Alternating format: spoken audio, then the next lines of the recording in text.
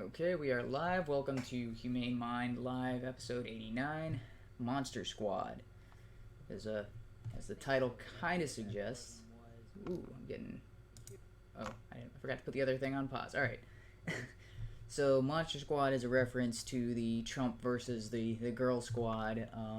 But we'll get to that in a second here. So, I do kind of have a list of things I wanted to talk about. With the first being a supposed clip of Trump and Epstein being best friends. So I guess we'll start by playing the actual clip, and this is what NBC ran with. Oh, I just realized that was on the screen the entire time because I forgot to hide it. Oh well.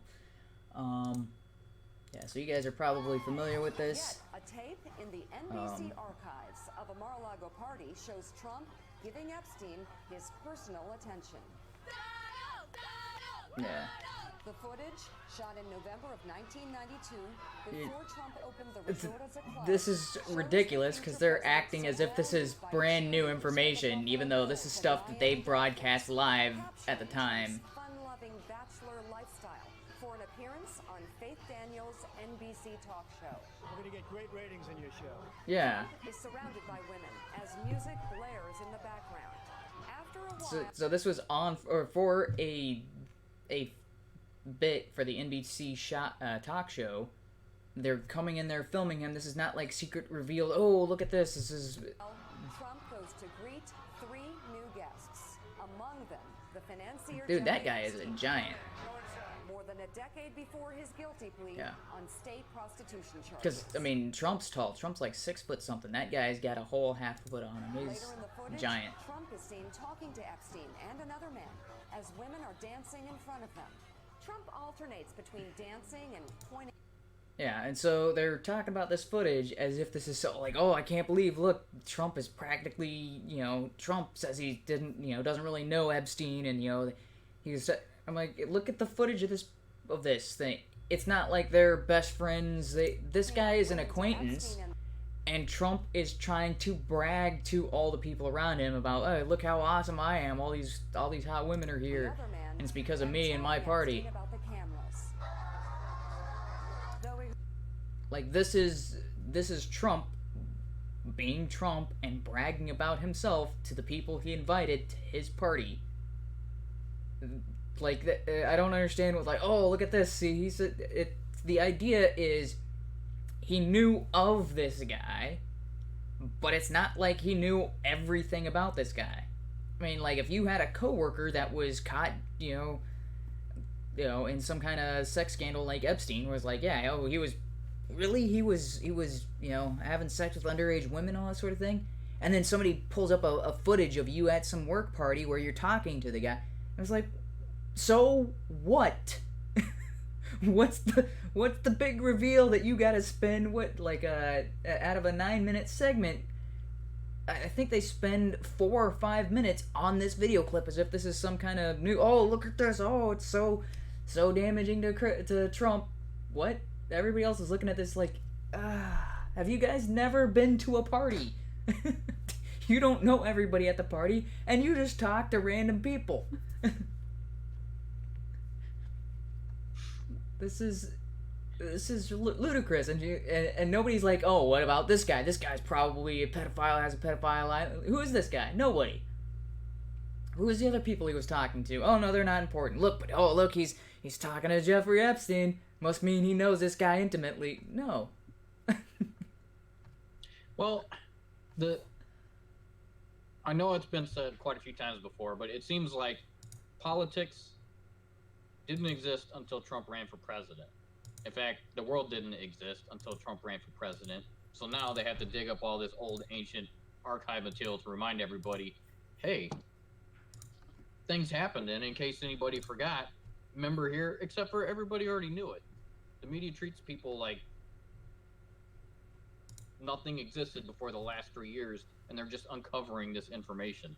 I mean, Trump's been in the public eye for decades. Yeah, decades. But additionally,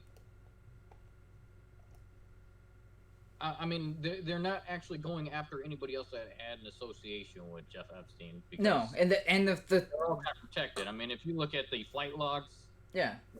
they've got information. Yeah, they've got a ton of people who are actually using his planes on a regular basis.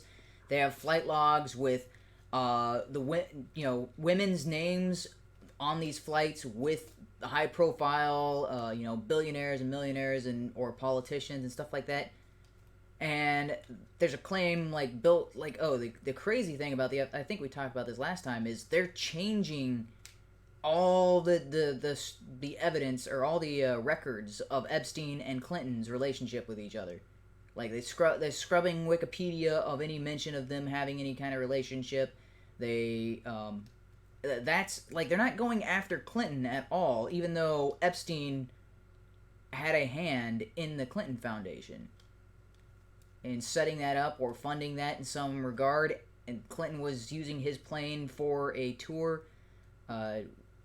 26 flights, but they say, it was only 4 different, tours or something like that. His PR spin team. And it's like, so what? That's like Trump took a flight on a different jet that Epstein owned.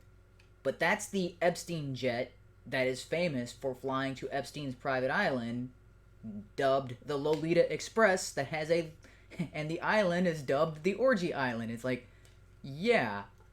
Like, where did those names come from? Those are things people have heard, Lolita Express and Orgy Island. They've been hearing about this stuff for years. This is not new information. Clinton was on the Lolita Express after it had that nickname, after people had heard of it referred to as the Lolita Express. Like, what in what world does this make any sense whatsoever? That the media's not going after Clinton at all because he's protected. Well, the thing that doesn't make sense is I understand the media's out to get Trump. They've been out to get Trump since he started running for president. For some reason, he's just their enemy because he's not a Democrat. Yeah. If he ran for Democrat, he would be the golden god of presidents right now. Yeah. So it is extremely biased. But why aren't they pinning anytime Epstein had somebody else talking in his ear or at any other party or any of these other associations? Why is it just Trump? And Trump seems to be one of the only guys on history that kicked him out of his place for. Well, I mean, Trump was kind of like, he already even mentioned, so this is the thing, I don't have the audio clip, all I have is people reciting what Trump had said. It's Epstein was a great guy, he likes beautiful women, I hear they're on the young side. To me, that sounds like a kind of like a sarcastic, like a backhanded, right? The whole thing, I was like, so it depends on his delivery of it. To me, it's like, yeah, sure, he's a great guy. I mean, he likes beautiful women on the younger side. It's kind of like he's saying something that on the surface sounds kind of nice, but he's pointing out that he likes younger women. Like that's what's the term? Public secret or Well, I think what's happening is. Yeah, kind of like the whole Hollywood thing. Yeah, with the Epstein or with Weinstein thing. Weinstein. Yeah. No, that whole thing where it's, there's an underbelly. Oh, open secret. Sorry. Tied to what's going on there, but people just don't talk about it. Yeah. So he's got these type of connections, and it does seem like Epstein may have had blackmail information. So that's all speculation right now, but he does have. They have uncovered stuff in one of the safes with videos of certain people. So we don't have, public doesn't know what that is. But it seems like he was keeping stuff for blackmail. Yeah. But the only person that they seem to focus on is Trump. And the only thing that they can actually peg on him is look at Trump and Epstein in the same place at the same time. Yeah, and like how many other... If they start digging too much into any affiliations with Epstein and more into what his background is, they are going to be uncovering what happened with a lot of his other friends in high places that are trying to keep this shut down and hushed up. Yeah. So they can't really just do a full-blown investigation. I mean, if something comes out where Trump was a part of that, yeah, by all means, that's disgusting. That Yeah. would require an investigation. If we have any proof that he had any hand in that type of activity, let's investigate that. That we can't have representing our country. Yeah, I would say that's not a good. Okay, so here's the other thing that came out as a part of this. That original the original, like, there was a 13-year-old who filed a lawsuit against him in New York and in... It's filed in 2 different states. I forget what the other state was. But it was I think it might have been Alabama. So there was 2 different court cases filed by the same individual. Same individual used 2 bogus addresses, did not give their actual name, but they had a scenario in which the claimant said that she was at these parties with Epstein and Trump, and that she was underage, and she claimed that Epstein and Trump got into a fight because Trump took her virginity against her will, and Epstein wanted to take her virginity, and after he found out Trump had done that, Epstein beat her up. That was all over the news. Like, look, this girl accuses Trump of raping her when she was 13. And I'm like, but she's accusing Epstein of being involved. She's accusing Epstein of being the reason she was at the party, because she was there to solicit sex for him. She was she's claiming that Epstein was using her as a child prostitute at his parties, and Trump was at them. So there's another thing about this that does the whole story that doesn't quite make sense, because at one point this individual or another individual who claims Trump was at these parties with Epstein claims that she gave Trump a hand job, but she had to wear a rubber glove, and she was going to do it until her recruiter person... No, she was going to put her hand on his penis or whatever, and then Trump smacked it away, and then the recruiter person was like, oh, no, you never touch it directly, you gotta put gloves on. And then later there's somebody talking about, oh, but Epstein's party... Yeah, Trump refused to wear a condom. I'm like, wait. You got one girl accusing him of demanding a hand job, and that she was going to give it, and the recruiter person somehow forgot that Trump is this germaphobe, don't touch me without gloves on. And another person who claims Trump was at these parties, some similar situation at an Epstein-type event, where he refused to wear a condom during sex. And I'm like, this is not the same person. You can't, don't touch my penis with your filthy hand, but I'm definitely going to put my penis in your vagina, even though I know you've been going around these parties.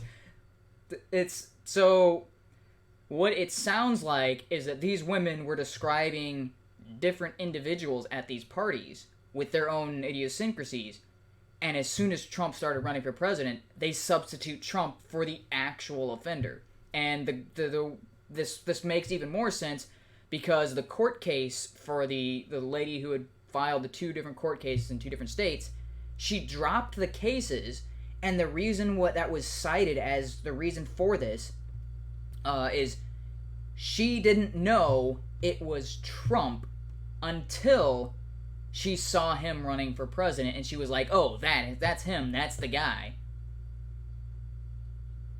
She claimed that she had never seen this person before, and she just knew he was some kind of powerful individual, but then once he started running for president, she's like, oh, that's him, that's the guy that raped me when I was 13, 20 years ago. And it's like, so either she has it in her head that this event, based on the details, sounds like a legitimate event that happened to her when she was 13, and the Epstein thing makes sense given Epstein's, all the evidence against Epstein right now. That seems to tie in. The thing that doesn't quite make sense is shoving Trump into this puzzle, because it seems like he was only shoved into this puzzle because he's running for president, and she cited on her actual reason for filing the report when she was interviewed, the reason she said, I don't want this person to become president. So there's 2 plausible, she is inaccurately remembering past events, and she's forcing Trump to be the person who raped her when she was 13. Like, substituting him for the actual person. That's a possibility. Well, there's also the possibility that Trump actually did it, but based on all the evidence and his history, why?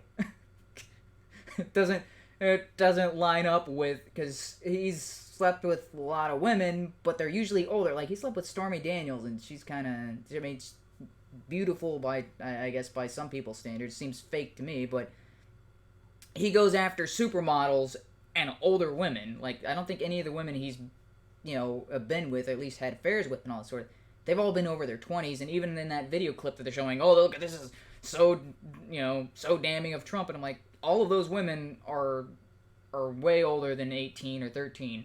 These are not, they're not even close to the age where you're kind of like, I don't know. No, these are all, like, older women. I think these were, like, cheerleaders or something like that. But it doesn't quite make sense given his public history, everything we know about Trump through all the years that he's been in the spotlight. It's all been older women in their 20s and 30s. Yeah, but so, I mean, that's all speculation, because Clinton, if you spent this much time with Epstein and, possibly indulged in whatever was going on, those illegal activities, he still has his public side, which he's got women that are of appropriate age, I guess. Yeah, I guess. I don't know how old Monica Lewinsky was, early 20s? Yeah. Okay, so I guess that doesn't quite, but yeah, it doesn't seem like Trump is actually guilty of this. Maybe that's just my own personal bias. There is the possibility that all of this is true. I mean, if there's a possibility of it, it's there. It's a possibility. Yeah. You can't ignore that. And I would say if it's found out that he did... Yeah. Oh, yeah. But out of the White House. Free helicopter ride. But why are they only focusing on Trump? I don't know. Why is it not an investigation into anybody that's had ties with Epstein? So it should be. And seeing as Trump has been in some other plane and took, 4 trips or something? No. Trump took 1 trip. Or one, possibly 2, but it was just from Florida to New York, nothing else. Yeah. And Clinton got 20-something different flights. Yeah. Which he says is 4 different trips around the world. Yeah. Like different places in and Europe. His PR team says that the Secret Service never left him on any of those flights. They were there for the whole time. Not true based on flight logs. He took a trip to Epstein's Island, and there were no Secret Service members on the flight log. But there are Secret Service members on other flight logs from those other trips. Yeah, I haven't heard it once. Yeah. From the information I've heard. So yeah, and Roger Stone wrote a book about this. He got the public records for those flight logs and listed them in the book. Yeah, he said he wrote an entire chapter about this in his book, and it was like, yeah, that's public information you can get, and it lays out the entire story. This is not something that's secret or covered up. You can. Yeah. So I mean, that it just puts less credence towards what the media is putting out there. And even if they post this video of him at a party, nobody cares if that's coming from mainstream media, because it's not like they can be trusted for anything. No, because they've been so wrong about so much. Yeah. If they were worried about the girls and what happened to them and Epstein's, illegal activities, then they would be covering all of it and trying to uncover anybody associated, because they're all disgusting people. Yeah. But they're just using this as leverage against Trump, because that's all they do. Yeah. That's what mainstream media is now, anti-Trump rhetoric. They don't actually do anything with news anymore. Yeah, and so it seems more plausible that these parties did happen. There were wealthy and powerful people at these parties sleeping with underage women, raping underage women, and they're trying to use those events now that they're exposed. Well, that's the thing. Even in 2016, this was kind of known that Epstein was this guy, because he was charged with these crimes in Florida, and he was convicted or he pled guilty in 2015 to charges of prostitution, which is like ridiculous how minimal, like, the slap on the wrist that is compared to the crimes that he's actually committed and they had evidence for. So that was kind of known at the time in 2016 when Trump was running. And so I guess they were kind of piggyback, like, well, he's kind of out there in the open. Might as well try to use some of those stories. Like, oh, see, Trump was involved with this.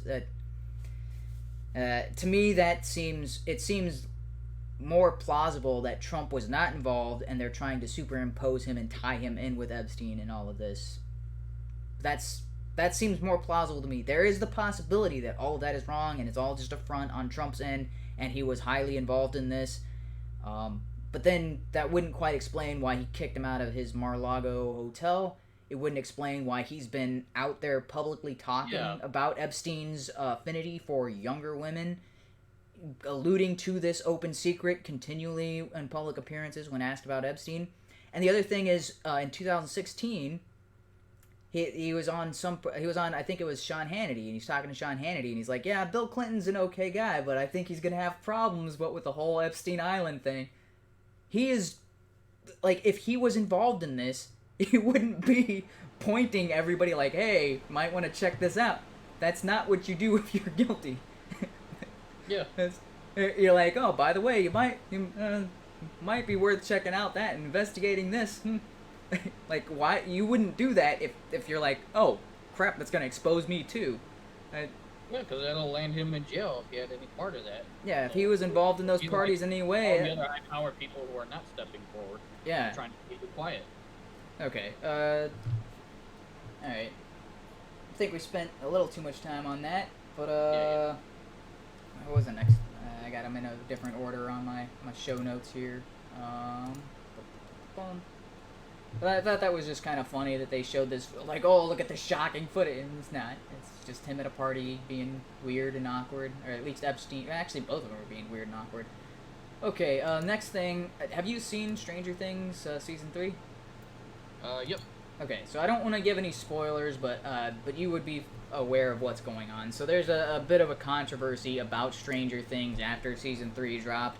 There was complaints that Hopper is toxic masculinity, like Evan Rachel Woods, who played, she was the love interest in Across the Universe, and she's somebody in Westworld. So it's kind of like a minor, like, TV actress.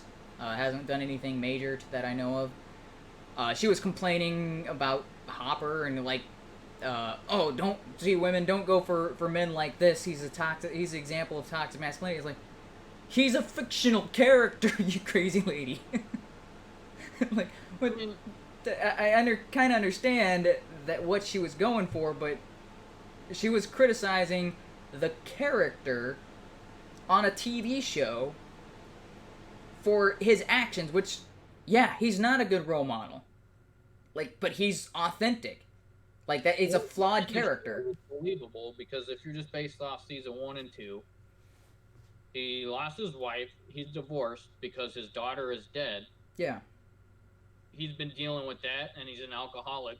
Yeah, he's an alcoholic, he smokes, he's violent, he's jealous, he's got all of these bad traits, but when push comes to shove, he does the right thing in fighting the monsters and protecting the kids. Yeah, he protects his town, he protects kids in the first one, then he adopts 11, but he hasn't had a daughter. He's been fighting, his inner demons for a while. So, yeah, he's not going to be the greatest dad. Yeah, he's still kind of fighting his alcoholism. Yeah. But then the world kind of gets messed up again for, like, the third time. That's going to stress anybody out. I think his character is believable. Yeah. But he wasn't beating women. He's not there saying, hey, go make me a sandwich. He's trying to, be presentable to, what's her name? The Winona Ryder's character. Yeah. And trying to get something interested there. He's trying to be a protective dad, which is why he's fine with 11 kind of dating the guy in the first episode, but wants to keep the door open. So I don't see how that's toxic. He's a bit overprotective and a bit undereducated when it comes to raising a daughter, because he doesn't have that experience. He got robbed of that experience years ago. So there's the other side of that, in that he was constantly smoking throughout the series, and now Netflix has made a vow that they won't depict smoking in their TV shows and in their the 80s, everybody Yeah. did that. Yeah, they said unless it's unless it's historically accurate or something like that. And I was like, It is. there's a whole bunch of things in Stranger Things that were they're there because they depict society as it was at that time. And Hopper's behavior was completely the norm in the 80s. Like that's more common than not. I remember all the time going to restaurants and they had the smoking section. You can just see it wafting over the wall. Yeah. That was just a normal thing. People could smoke anywhere. Yeah, it's in line in government buildings, just smoking, and they have ashtrays in banks right next to the line. It's just the way things were back then. yeah. It's a accurate or a it's an homage to the time period in which it's set. And if that wasn't the case, and if they took that away, and but young kids are seeing him smoke, and like, but he's not a role model. He's not enticing people to say, look, this is it'd be like Superman or the athlete or the good-looking whatever guy smoking and trying to make it look cool. He's the overweight, depressed, drunkard guy who you don't want to be. Now, what would make more sense if they're trying to create good models or good role models for younger kids and stuff like that, it would be for the kids in the show who are the main focus of everything. 11 and Mike and trying to remember all the names, Dustin, and like if one of them was smoking and was like, tried to smoke and was coughing there and like, oh, nope, none of that sort of thing. That would probably be more impactful than they're just like, oh, nope, no smoking from the gruff guy, and also he's got to behave better and he's got to treat women better. Or like they if can still have him smoking and just have 11 saying, hey. Yeah. Oh, wait, like, I don't like it when you smoke, so hey, this stinks and I don't like it. I think you need to stop or something. Yes. So that would be perfectly normal because that was normal. Yeah, that was normal, and it's not. You could smoke anywhere, and there was a lot of people who did. It was in every single movie. I mean, that's just the way it was. Yeah, and also his behavior for the most part is how a lot of guys acted like that, and that they actually poke fun at that in a pretty pivotal scene when he's trying to talk to his daughter and her boyfriend about what he's comfortable with and setting boundaries on. That's like a pivotal scene in the first episode or so, right? Like I would think it was episode 1 where all that had. It's like and yet for some reason people are like, oh no, that should have never happened at all. It's like, what? No, that's it makes. Trying to talk to them? Yeah, it's like what they think is he should have just read the piece of paper and been and like, but that's not him. That's somebody else. If you want somebody else in the show, go watch some other show that fits what you want for your characters. Yeah, character-wise, he didn't even want the piece of paper. He just wanted to talk to him. Was just looking for advice. It was I don't know why. And then when he gets in this, that said, hey, why don't you? I'll help you. Let's write this down so you have a good message. Yeah. And he was trying, but it didn't feel real to him, so he didn't read it. Yeah. It wasn't until. Well, That's kind of spoiler territory, but I thought that was great, brilliant. If they hadn't set that up in episode 1, would have meant nothing. So, so the other thing that I want to this will kind of transition into the next topic, because this was kind of like all of this stuff is in episode 1. We're not spoilers for the whole season or anything like that, and this is not. But the other thing that was kind of caught my interest in the show, actually, before I get into that, there was something that bugged me about season 3 that I didn't quite see through the previous seasons, and that's that the women in the show were never wrong. There's no instance where any of the female characters was ever wrong about a situation or had a plan. That all the guys constantly wrong through the whole thing. All the female characters, I'm like, oh, is this kind of drifting into the Mary Sue territory here? Well, we'll see. To me, episode 3 or season 3 was still good. It's seasons 1 and 2 are like, I have no complaints about season 1 and 2. Season 3, I'm starting to see stuff trickle in that's kind of not quite. Well, whatever. But Yeah, I mean, you could almost say, what's her name at the ice cream shop is approaching that kind of Mary Sue-ish. Oh yeah, yeah, definitely a I mean, Mary Sue I like her character. character. I thought her acting was good. She fit in well. And then Yeah, at the very end, I was just kind of, oh, well, that blows.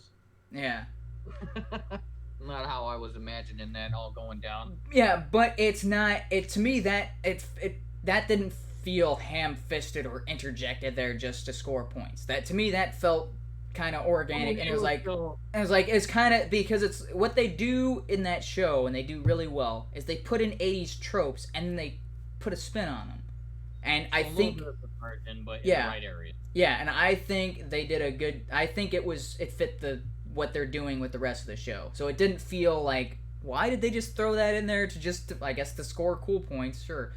To me, that felt like it fit in the universe they're building. It felt consistent. So, but it does start to feel like all of the female characters are smarter than all the male characters. All the female characters are always right. The only time a female character is wrong is when she's being corrected by another female character. I'm like, don't the guys ever get there? I don't know. To me, that maybe that's me looking into it a little too much, but that's what I was like. I didn't see that in previous seasons, or at least not to that degree. Um, yeah. I So don't know. yeah. So it's We'll have to see if what comes out with season 4. I yeah, think they're in season 4. yeah. I So don't know. I yeah. didn't really pick up on that. Yeah, to me, at least Stranger Things seems the most shielded from the Netflix infection because it seems like a lot of other shows have gone the the full woke as Netflix has injected their SJW stuff into it, but Stranger Well, I think Things seems to be kind of protected because it's so popular.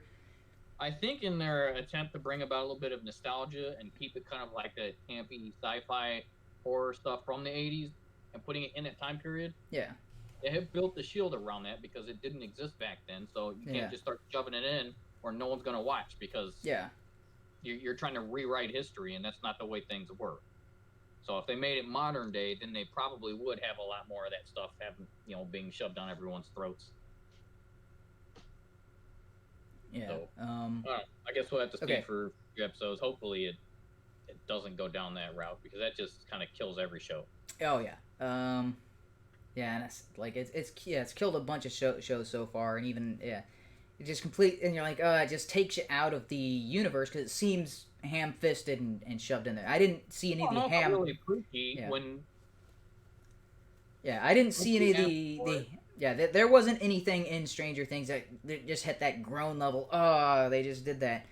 I've seen that in other shows on Netflix. I'm like, oh, why did you just do that? There's no point that you just shoved it in there because you needed those SJW points. All right, so the last thing that kind of this is again all like that's in season or episode 1 as well is there's the people protesting all the mom and pop shops that are shutting down because a new mall is created, and it's putting all these businesses at it, and they're protesting, and that kind of mirrors the fight for 15 that Bernie Sanders is kind of involved in. So these two topics are kind of going together because a lot of the arguments they was making in that scenario I've heard as well growing up. It's like, oh, Walmart is putting all these mom and pop shops out of business. I'm like, so?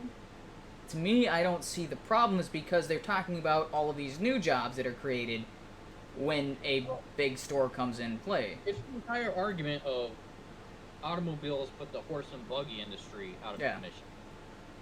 We don't use blacksmiths anymore because we have factories and we've got mechanical shops that make all the parts that we need. We don't need a blacksmith to go and hammer out make screws and bolts and all that.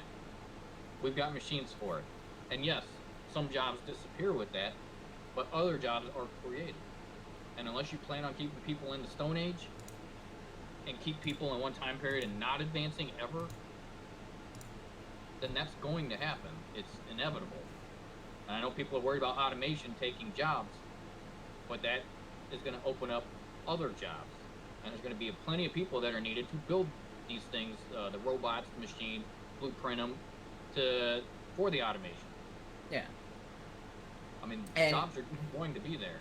And minimum wage, or at least the fight for 15 when it comes to minimum wage, to me, that's a parallel argument, and it's flawed for the same reason. So what people are demanding, they took our jobs, and we need to keep our jobs as they are, and how dare you implement this new system that replaced our jobs? That's the same thing as when the farmhands fought against the introduction of tractors, and they're taking our job. Well, now very few people actually work in agriculture, and there's so many other industries that were created as a result of that. But back in the day, they were pounding on the tractors themselves, trying to destroy the machinery. To me, that's the same thing as people, protesting the mall or a Walmart or you're taking our jobs, or even automation.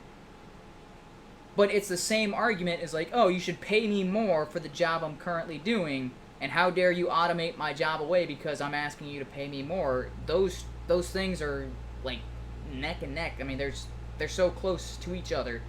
But it's the same flawed mentality is, I need more to do what I'm currently doing.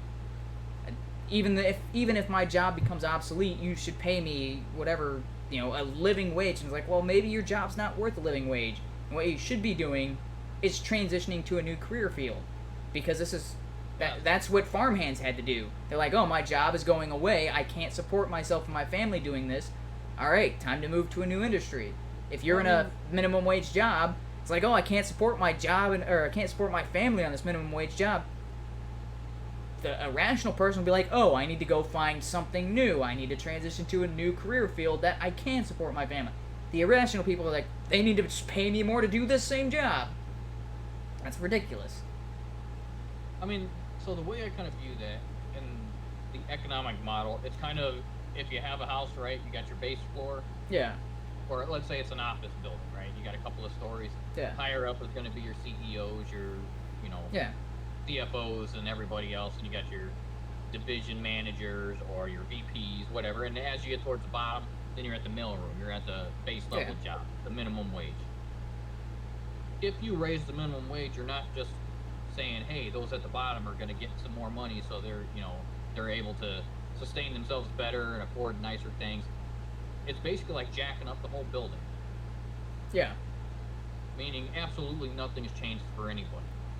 You just kind of moved the bottom bar. Because if someone was making $7.50 an hour, or whatever the current minimum wage is. Yeah, that's the federal minimum wage. New position, and that new position pays them $10 an hour. And then above that, the third tier, they're making $12 an hour. And then the manager for, whatever department, analyst, sales or marketing or the help desk or whatever they need for that company is now making 15. They bump everybody up. That manager has just worked 5-6 years for nothing. Yeah. That means everybody who just barely got out of minimum wage is getting screwed over because they have invested time and effort to learn more skills, to increase their job, to climb the ladder like everybody else, and now they're getting screwed over. And what you're going to see in that situation is you're going to see the ratios eventually reach what they were before that $15 or that minimum wage that $15 minimum wage hike occurred. So you said right now the bottom level's making $7.50, the next level's making $10, and so on and so forth. Well, you double the minimum wage, give it a year or two, and that second floor, they're going to start making $20, right? Because it was $7.50, $10 goes, so $7.50 goes to $15, $10 goes to $20, the $12 goes to $24, the $15 goes to $30. So it's going to reach that same ratios. Everybody's pay eventually is going to get doubled, and you're well, now the people at the bottom floor are in the exact same position they were before. They just kind of changed up the whole system over a 2 to 4 year period, but now they're back to where they were. The mentality of entitled greedy people. Yeah, but they'll get back to that. Yeah, they'll get back to that same ratio of this person earns X amount of dollars more than you do, and and so on, because that's how the system works. That's how the business must continue to operate to reward the people at the highest tier based on their skill level and what they're bringing to the company. So, I mean, for an equality aspect or equality of life, nobody's comparing a 20-year-old to a 68 or 70-year-old that's a retiree with a pension. That's not fair that this 20-year-old's only getting paid minimum wage while this 70-year-old has a pension and is getting a check for, you know, $3,000 a month, right? But that's because they earned it. They worked for it. They've been in the workforce for 50, 60 years. That's how you actually get out of that poverty level. If you're planning on working flipping burgers for 20 years and making a career out of it, you have made a bad life choice. Yeah, that's something I hadn't considered, because that kind of, like, Yang's, everybody. Yeah, because the other side of the fight for 15 is Yang's $1,000 a month for sitting on butt. I'm like, that's retarded. I was like, well then, I mean, it's like, well, the people who could retire and they're making I was like, well, that's kind of, hey, by the way, that's a pretty big middle finger to all those people who worked so they could retire, so they could live off of that. They're like, oh, all right, yeah, put my work in, I can retire, I don't have to work anymore. And other people like, oh, didn't even start working, I don't have to work anymore. What? Well, they did that in, was it Sweden? One of the Norwegian countries. They did a UBI, and they were going to test it for 3 years, and they had to cut the program. Oh, yeah, they, like, after a year. Yeah, after about a year, because everybody stopped working. Yeah. They're like, well, if you're just going to pay me, then I'll sit at the minimum level. I'm fine with just a refrigerator and the internet, and I'll watch YouTube and Netflix and do nothing. Yeah. Well, I mean, why wouldn't you? If you're handing out free stuff, people will remain at the bottom because it's free and they don't have to work at all. If they're going to have to work, then people will actually work harder, so that way they can make more money later and make their work easier later in life. Yeah. So it's kind of either put people on the right track, understand you're at the bottom tier, but you're going to work hard, and as you get older and as you get more experience and as you pursue better jobs, you're going to make more money. But if you're just handed free stuff, that's why a lot of the housing projects, none of those people ever get out because it's free and they don't have to work, so they just don't. Yeah. They'll stay in a cockroach-infested, run-down garbage apartment, but it's free. There's the other side of that is a rolling stone gathers no moss. Or wait, no. Is that the... No, that's probably not the right... No. An object in motion continues, or, well, it will stay in motion, right? It's the... Yeah, unless outside, yeah. But yeah, so it's basically like, okay, so these people are given something, and so they never have any reason to start. Correct. But if somebody's like, okay, you're not handed anything, you have to work for everything, it's like, oh, well, then you're at least going to start the ball rolling at a minimum wage job. And then it's like, oh, well, now you've gotten used to that, and you're doing that. Well, why would you just suddenly stop? I was like, well, then you're going to the next... You're going to continue to advance because you're already in motion. The object at rest tends to stay at rest, and it's like, well, you never started moving, so why would you suddenly jump from your no working at all into this... It takes a lot of energy and a lot of force to get somebody to go from the at rest where they have everything that they, you know, they have enough to get by. Finland, that's where it was. Yeah. It's so you've got one individual who's handed things and tends to stay and do nothing. The other individual who's not handed things does a little bit, and then a little bit more, and then a little bit more, and then a little bit more, and keeps building on that. That person's going to be, much better off in the long run than the person who just was handed stuff, and they're not going to... But you're like, oh, well, this person advanced up. If I just give this person a leg up, they're eventually going to catch up. I'm like, but they're not moving of their own initiative, so why? Why would you expect them to reach the same place? It doesn't make any sense. Yeah. Poverty and job, or basically homelessness and starvation, are good motivators to get off your butt and go work.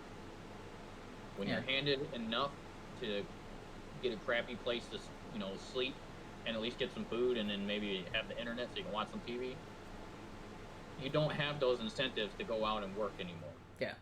So you're just going to sit at the bottom tier. That's exactly what they were finding in Finland, is people just didn't work. All right. So it hurt the businesses, hurt the companies that needed the employees, and people stopped moving up job tiers. They stopped building their skill set. One other thing about Andrew Yang's UBI, I was listening to something, I think, on My 2 Cents channel, where he was kind of just dissecting that. Yeah. Andrew Yang's plan, he said, if you're already on any other federal assistance, it would reduce action from your UBI. And so I pointed out in the comments, that's even worse for people in poverty because it actually doesn't help them. You're only paying $1,000 to people already making it. The people who are not in poverty, who take no benefits, will get the full $1,000. Anybody on food stamps and housing assistance might be lucky if they get $200. Yeah. That's going to help them nothing, and they're still going to stay in poverty so they keep the rest of their benefits. Yeah, or if they're already earning some kind of like benefit plan where, hey, maybe they make 1,100. Okay, I mean, well, I guess I get the 1,100. I didn't see anything in my, they're. So they'll be paying millionaires $1,000 a month. Yeah. Why? They're going to be paying high school graduates who haven't done anything $1,000 a month. They still live in their parents' basement. Why? That's the incentive for them to get out of the basement, is so they can go buy their own stuff. They can get their own car, they can get their own apartment, they can get their sound system, they can have their parties, they can have friends over. They need money to do that. They need a job. That's their incentive. Just handing people money doesn't work, and the only people that will benefit are the ones that are not on current government assistance. Yep. So his plan completely useless. Okay, and so another politician that's involved in this, and a story that broke this week, is Bernie Sanders doesn't even pay his his people $15 an hour. So he has them on salary, so granted they're not paid by the hour, but they're working 60-hour weeks, and he's only paying them, I forget the amount that he's paying, but it works out to be just over $13 an hour for every hour they work. And so so they've been protesting him because he's not paying the equivalent of a $15 an hour wage. Yeah, I heard that. Man, he seemed like he was kind of on a rise, and then that DNC thing in 2016 kind of plateaued him. He was going up a little, and now he is tanking bad. I mean, I don't hear anymore about Bernie Bros, or occasionally you'll hear somebody say, well, I think I still support Bernie. No. Man, his supporters because they know that he's a millionaire. They know that he's got 3 houses. They know that he keeps complaining about capitalism and all his socialist ideas, and he's not living up to that. So all the people who are like, yeah, he's saying all the right things, they're like, wait a minute, he's not living those things, and they're criticizing him for it. I think one of the big things is he was the most left-leaning in 2016 as far as and now they've got people further left than Bernie. Shot past him on the race to go as far left off the cliff as you can go, and so now his policies seem not really moderate, still extreme to any normal person, but to them they're like, dude, you're old news, grandpa. Yeah, you're only offering me 3 things for free. These guys are offering me 5 and 6 things for free. I'm gonna go with them. Yeah, you were just offering college. Now they're offering houses for free. Yeah. Free immigration, free healthcare, free college. I mean, well, and free healthcare for it, especially if you're not an American citizen. If you just cross that border, bam, free healthcare. Wait a minute, we don't have free healthcare for people living here. No, you don't matter. You don't matter. If you get a free house, free healthcare, food assistance, $1,000 a month, why would you go to work ever? The health benefits and the housing is most of the cost of living in the first place.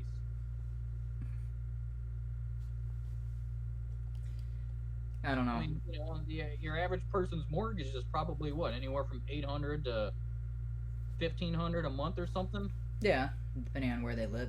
Or at least that's kind of average-ish. On the lower end, that's not too bad. If you're getting housing, you're already getting like $1,000 a month plus a UBI of $1,000 a month. Yep. That's $2,000. That's like what I already make working my rear off. I mean, I'm a little over that, but I should be, because I'm getting to almost 40. I've been working for decades. I should be, but that's where the frustrating part is. If you're taking the bottom tier people who don't want to work, and especially if it's a bunch of illegal immigrants who just decided to cross the border and take all the free stuff, and all these guys are handing out free college, free this, free this, free this. Everybody's been working for decades. That brings them up here, and now you've got an entire middle class. That is just like, well, why did I just work for decades for nothing? I get the same reward as you? What was the point of all that? 3 years and wound up in a new place. Yeah, I wish I would have known that this was going to happen. Then I would have sat on my butt, too. But yeah, I think that's what's happening to Bernie. Is he's no longer the most progressive, and so he's lost the race already. Yeah. So he's kind of on his way out. Okay. I don't know if there's a good transition into the next topic, but apparently Hollywood is not done with their reboots, rebooting franchises and making female versions. They decided to reboot the Jussie Smollett already with a female cast. So here's a little story. So I don't know if you... Yeah, so this... I don't know if she's it says senator, but I don't know if I don't think she's a federal senator. She's yeah, right? I think she's a representative. But not in the House of Representative, right?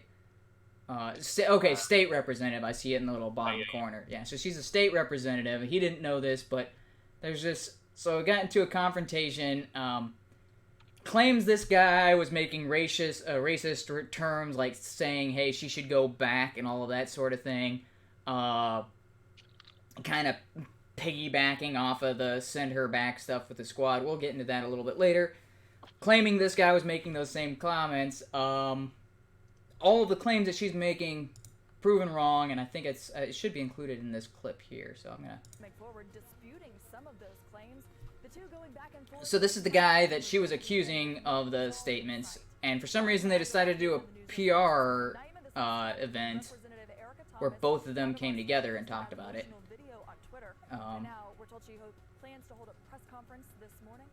Yeah.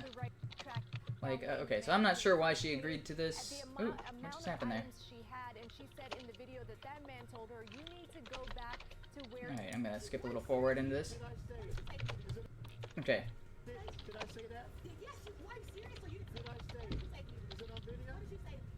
I don't want to say he said go back to your country or go back to where he came from, but he was making those types of references is what I remember. Yeah, so... Alright, maybe this was a bad clip, because there was one I was watching earlier that did have the full thing. This might have not been it. Alright, so she's claiming that he was making racist comments and that sort of thing, but as she said right there, I don't know if it was the exact words, but in her tweet, she outright says, oh, he was saying this, and she's got this video where she's crying on camera, like, Oscar bait material, where, oh, he was being so mean and evil, and I had to tell my son, or I had to explain to my son how someone could have so much hate. It's like, so, no, she was in an express lane. That's 10 items or less. She had more than 10 items. Okay, here's the crazy thing, is the guy's explaining the story, and he's like, yeah, she was in the express line with more than 10 items, and there was 2 open registers. Dude, are you out? Okay, there's 2 open registers. Go to the open registers and stop complaining about the express line being held up. Are you like, any rational person is like, dude, you see a person get in the express line and they've got a whole bunch of items, and you're like, there's an open lane. I'm just going to go to the open lane because that's going to be faster. Who cares about the express line? This is, like, there was a Simpsons episode where this was the case, right? Marge gets in line in the express line, and Apu was like, dude, are you serious? Get into the regular line. You see a bunch of guys with 1 item apiece, and then she gets through the line much faster, and everybody else is still waiting in the express line. I'm like, yes, that's how rational people go to the supermarket. Like, when you're going through a grocery store, you go through the line that's moving the fastest to the line, you're like, yeah, that's going to get me out sooner. You don't... So he went through, I guess, one of the other lines, eventually, or something like that, and then asks a manager, or talks to a manager about the situation, is like, oh, she was in the line with more than 10 items. What can I do about this? And he's like, yeah, well, we can't do anything about it, but you can go and say something to her. So he leaves, goes, puts his groceries in the car, comes back into the store, and confronts this lady about how dare you stay in the express line with more items than 10. Like, this is, like, who the, you're out of the store, just go. Like, this person, just like, yeah, that person's an a-hole, they're not following the rules like a decent person. Who cares? Like, to go back into the store to complain to them. And then she comes back with the, oh, I'm pregnant. I'm like, okay. So it's 2 idiots getting in a fight over something stupid. Yes. He could just use a regular line, probably gone through just as fast because they were open. Yeah. They both said there was 2 open lanes. Yeah. But he went through one of them. That's how he got checked out before her. So I don't understand what the deal is. Now, Yeah, I can see if he feels a little, I don't know what I call it, a little outrage, a reason to confront her if she's the cause of a backup. Like, if there's multiple people behind her. Yeah, 5 people standing there with a little basket, and, you know, I'm just trying to buy some bananas, or I'm just trying to buy a bottle of water, or whatever, right? They got a couple items, and he's got a cart of 20. Then I could see him come up and say, ma'am, that's not right. All these people following the rule, you're not, and now you're holding everyone else up. You're impacting your day. Okay, so so the thing is her story has changed 3 times so far. First time she made the claim, he said, you should go back to your country. He was making racist remarks. Then, in this interview, she's saying, oh, well, okay, you didn't say that, but you were saying things like that, and I don't know the exact expression, all this sort of thing. Later on, she even changed her story again. So, at first, he's claiming she had 20 items in a 10-item express lane. She comes back, and during, her rant video, is like, oh, I only had 15 items.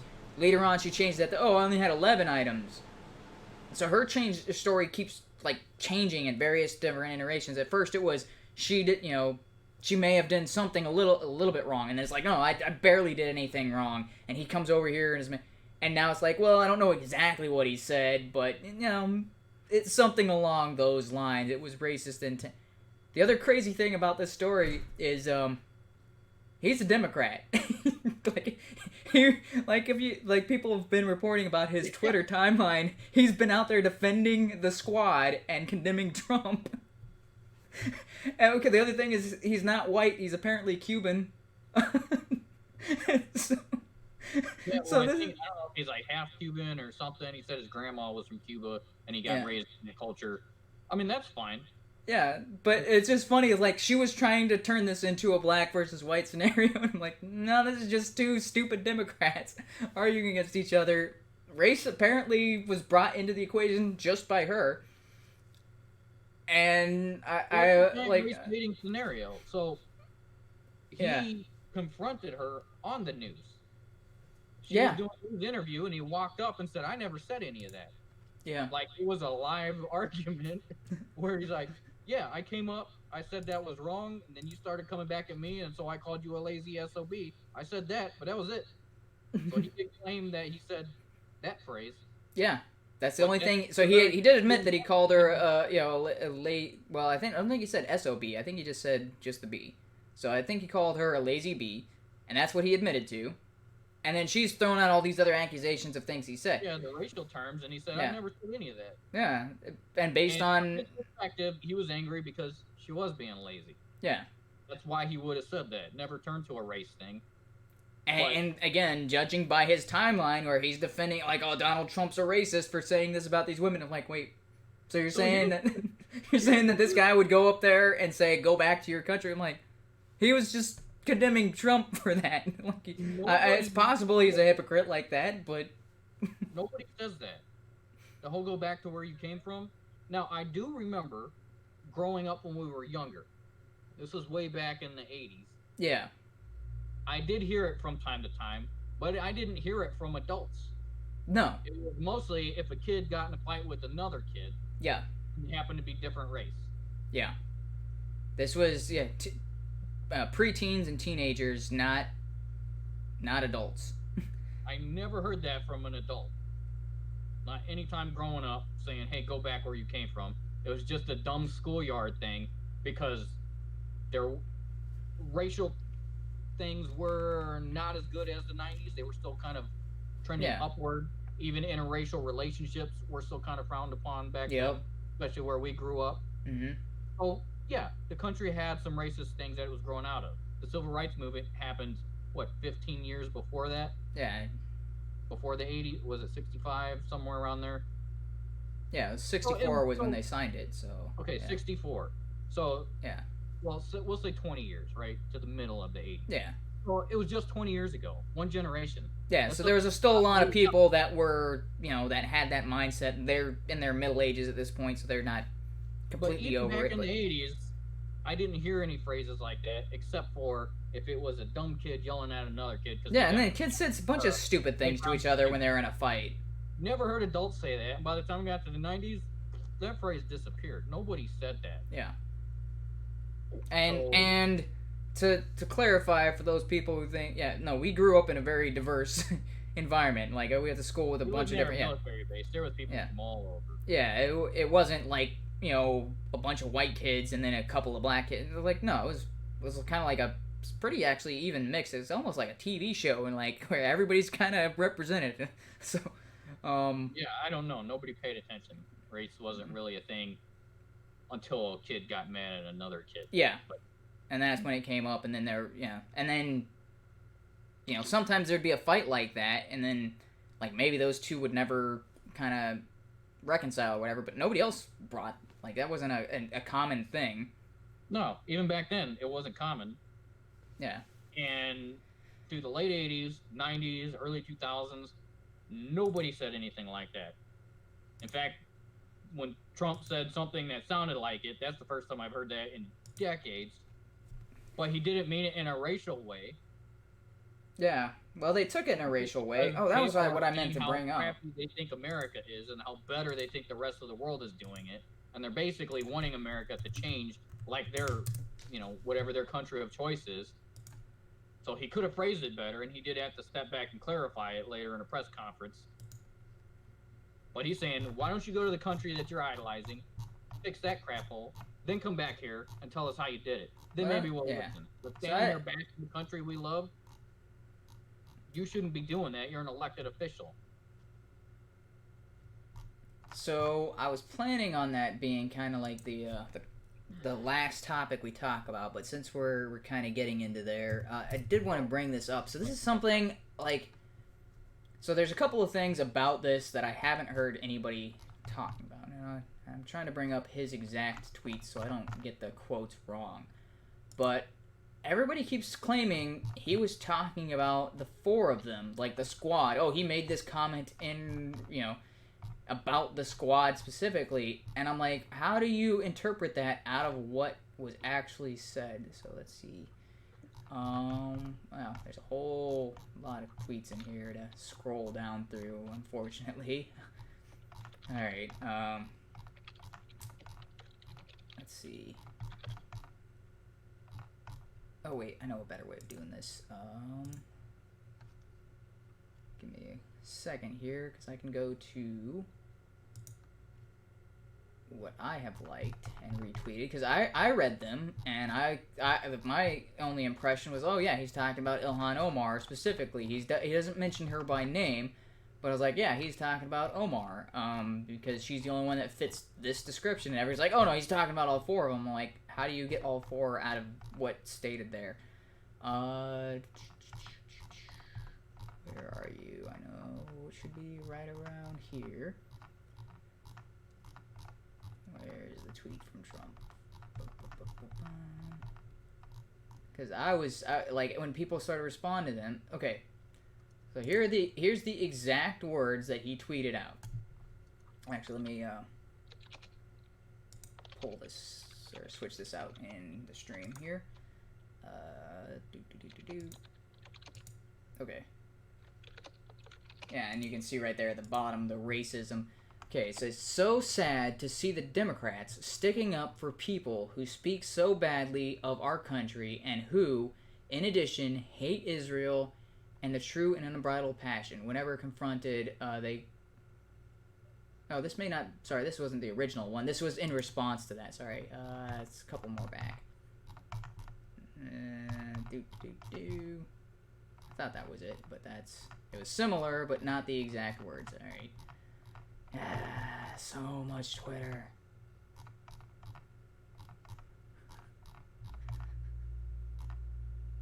Let's see, that's July 13th. How far back does this story go? Did I go back too far?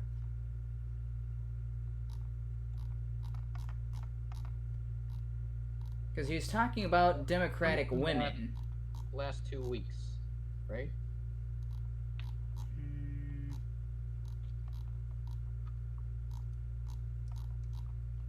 Yeah, give me a second here. I got too much here. thought that was it. Sorry. False alarm. That's not quite it. Let's see. Let me see. I know...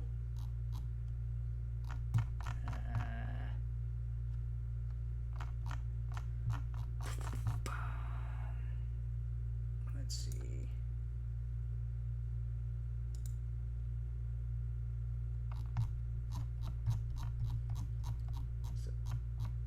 Yeah.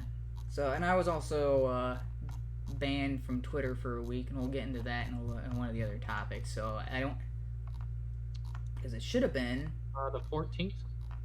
14th. Okay. Oh yeah, that was it.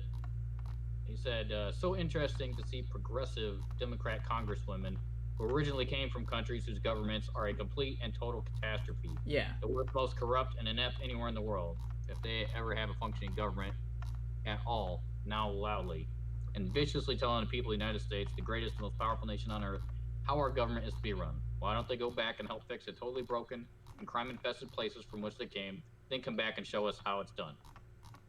Now, did he mention any of the squad by name or anything about them, like bartender or... No, he specifically says from other countries. The only one who kind of fits that definition is Ilhan Omar. Now, the funny thing is he gives a broad generalization about Democratic women.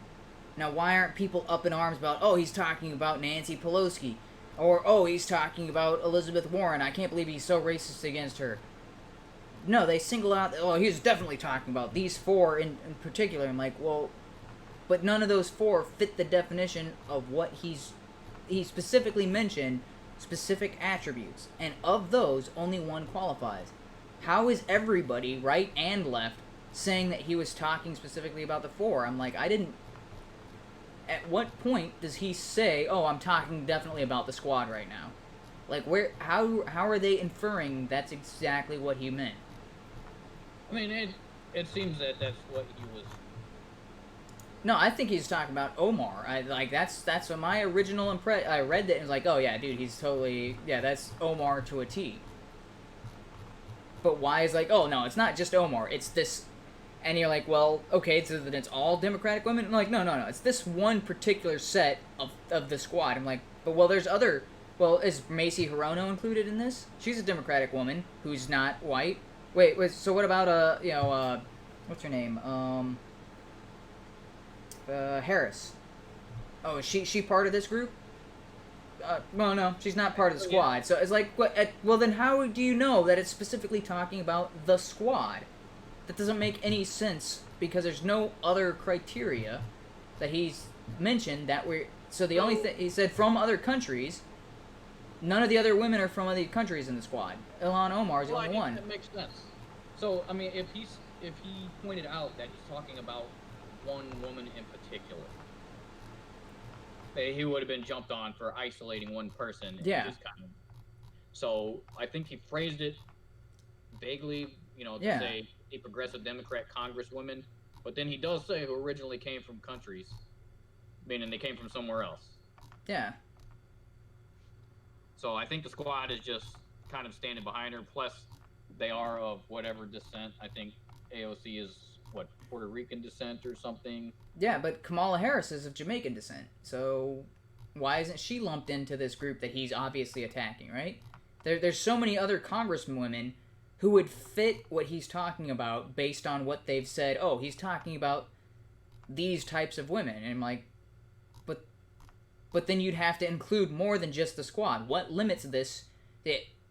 Okay, what expands this beyond Ilhan Omar, and what limits this to just the squad? That doesn't... I'm not seeing that. Oh, I guess maybe... I don't see it at all. But you're saying, yeah, I'm trying to go through various timelines here and not seeing that particular tweet. But you're saying July 14th, right? Yeah, I'll paste it in the... Yeah. I was trying to pull that up. I've been, everybody is talking about this. Like, Tim Pool has talked about this, Ben Shapiro, all of them are like, oh yeah, he's obviously referring to the squad. And I'm like, how is that obviously referring to the squad? Like, it's either all Democratic women, as if he thinks all of them fit this group and should leave, or, like, what if it's expanded beyond Omar specifically, what keeps it from going beyond the squad? Nothing. To me, that seems like a very bizarre. Oh, well, it's just these 4 in particular, and nobody else beyond that. Okay, why is it limited to just those 4? That's the part that doesn't make any sense to me based on the actual verbiage of the tweet itself. Now, as far as I know, he didn't clarify anything beyond that. It's like, oh yeah, I was specifically talking about those 4 women. That never happened. Instead, everybody's like, oh yeah, you were talking about these 4, you gotta defend yourself for being racist. I think it's because they lumped themselves together as the squad, and because they're all women of color. Man, I hate saying that "of color" part. That sounds so stupid. That's one thing I think that was a little better, even if racial things were still trying to mend back then. You could just call a white guy, a black guy, a black guy, a Hispanic guy, Hispanic, and nobody thought anything of it other than it's just a description. Yeah. Is it no longer? Did he delete those tweets? Maybe that's why I'm not fine. You found it on Twitter, or that's a screenshot of it? /real Donald Trump /status. I sent you the link in the Hangout chat.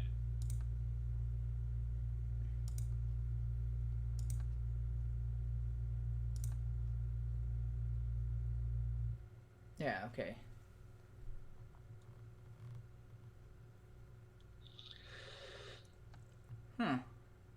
Well, I guess I didn't like and retweet it because I thought I did, because I was like, yeah, that's right on. Because at no point does he mention anything. So, who came from other country? Okay, so right now, out of all the congresswomen that I know of, that only fits Ilhan Omar.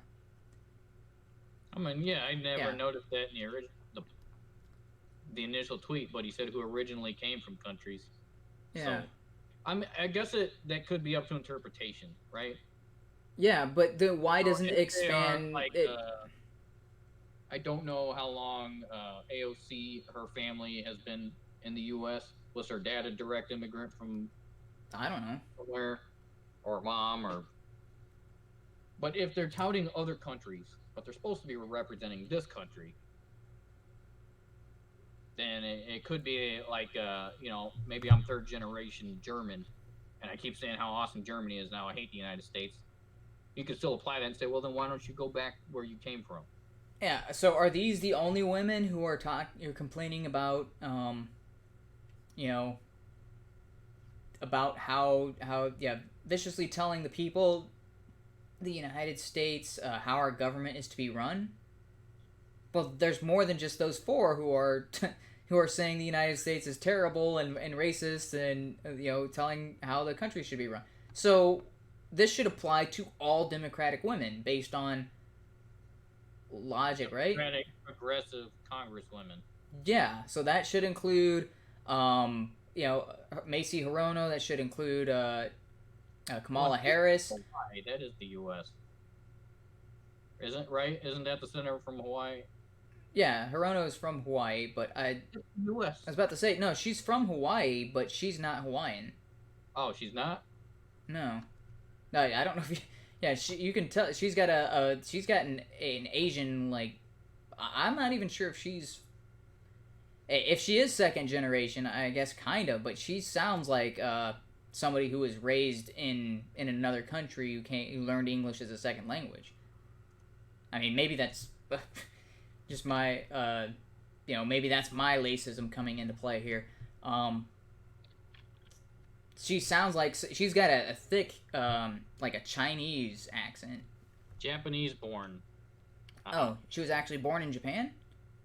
So on the wiki page, she's a Japanese born American politician.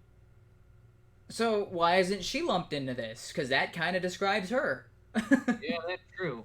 Man, I don't know. I don't like that lady at all. Oh no, she's dumb. Like, dude, I had to I listening to her at the Google and Prager like, let's see, when it was, they were asking questions of the Google guy, and then he stepped away, and they had the panel with Prager and the guy whose daughter had been killed, and then the guy who researches and study, and then her representative of the, I forget the actual name, but it was like Tripod Eye. I forget how you pronounce her last name. Tripodi? And she kept referencing the Tripodi lady, and I was like, dude, did you not just hear what she said? She said algorithms, when you change the search, you get different results. I'm like, oh, that's... And this is your expert? When I put something different in the search bar, I get different results. And we just saw that. Are you guys... Did I just hear... I heard 2 people give that... as an It was so... It's so mind-numbingly stupid. I can't believe... I was like, that... Well... Okay, first, I guess that's a layman... Like, it could be a broad generalization of how a algorithm searches. That's... But no. I was like, that's what... I was like, well, yeah, if you search for... I think one of the examples she gave is like... The algorithm would better be explained is if you type a search result in today. Yes. And you get a set of results. And then I type it in next week. I may get the same results, or I may get updated results with pages that have more hits or more recent news. Yes. With the same term. That's an algorithm pulling in the... Well, the other thing is Google's algorithm also takes in your past results. Like, if it returned these 10 last time, and of those 10 you clicked on these 3, okay, it's now going to incorporate that, and it's like, oh, okay, so these are the types of sources that you think credible. Okay, next time I come up with the search results, and there's 10 of them, oh, those 3 sources you clicked on previously, oh, I'm going to move those closer to the top. So it does account for those sources. That's how an algorithm works. Yeah. You choosing the question, that's not even related. That's like saying, what's your name? How old are you? See, they answered different that time. Yeah. But yeah, that's what it kind of sounded like when the Tripodi lady was talking, and then when the other guy who is a Democrat, he said he voted for Hillary, and he's talking about these media companies. Well, he's talking about Google and Facebook and how they're actually manipulating what people can see and how they're undermining these things.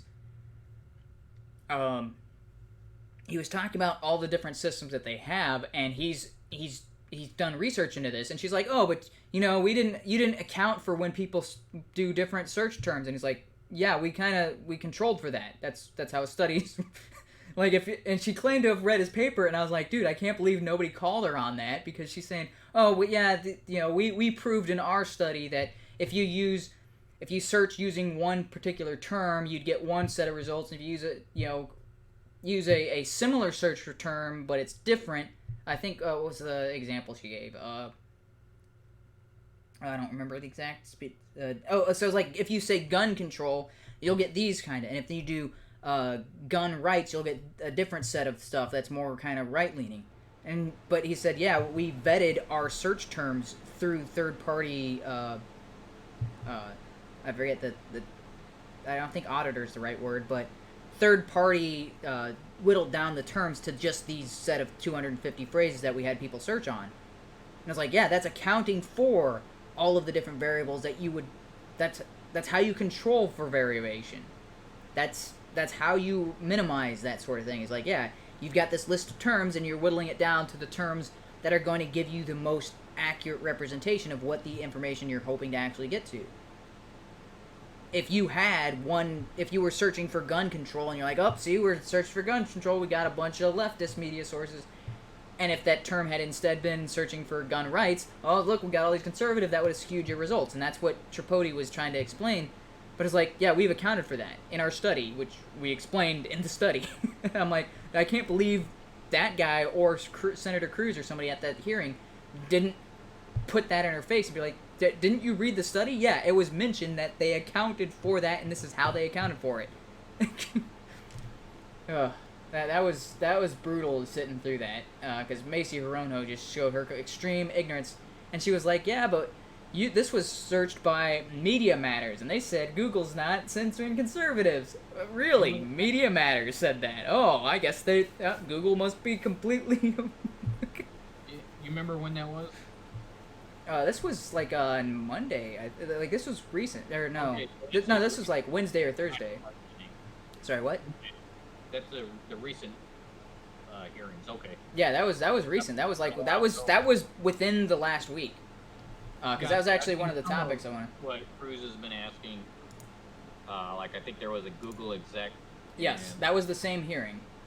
Okay, so I saw clips of that, but I didn't see the one part with Macy Orono. Yeah, everything she says she sounds extremely incompetent. Oh yeah, I was just like, I wrote in the comments on the Prager video because it was a Prager video, but it was the C-SPAN clip. It was just the entire C-SPAN clip presented. It was put on YouTube by Prager because he's like, yeah, this was our, yeah, it was the whole thing from start to finish. It wasn't edited. There's no commentary or anything. And I put up the file. I was like, oh, the people of Hawaii, why is she still in Congress? You would think after seeing something like this, you're like, no, we gotta hold an immediate election, get her replaced, because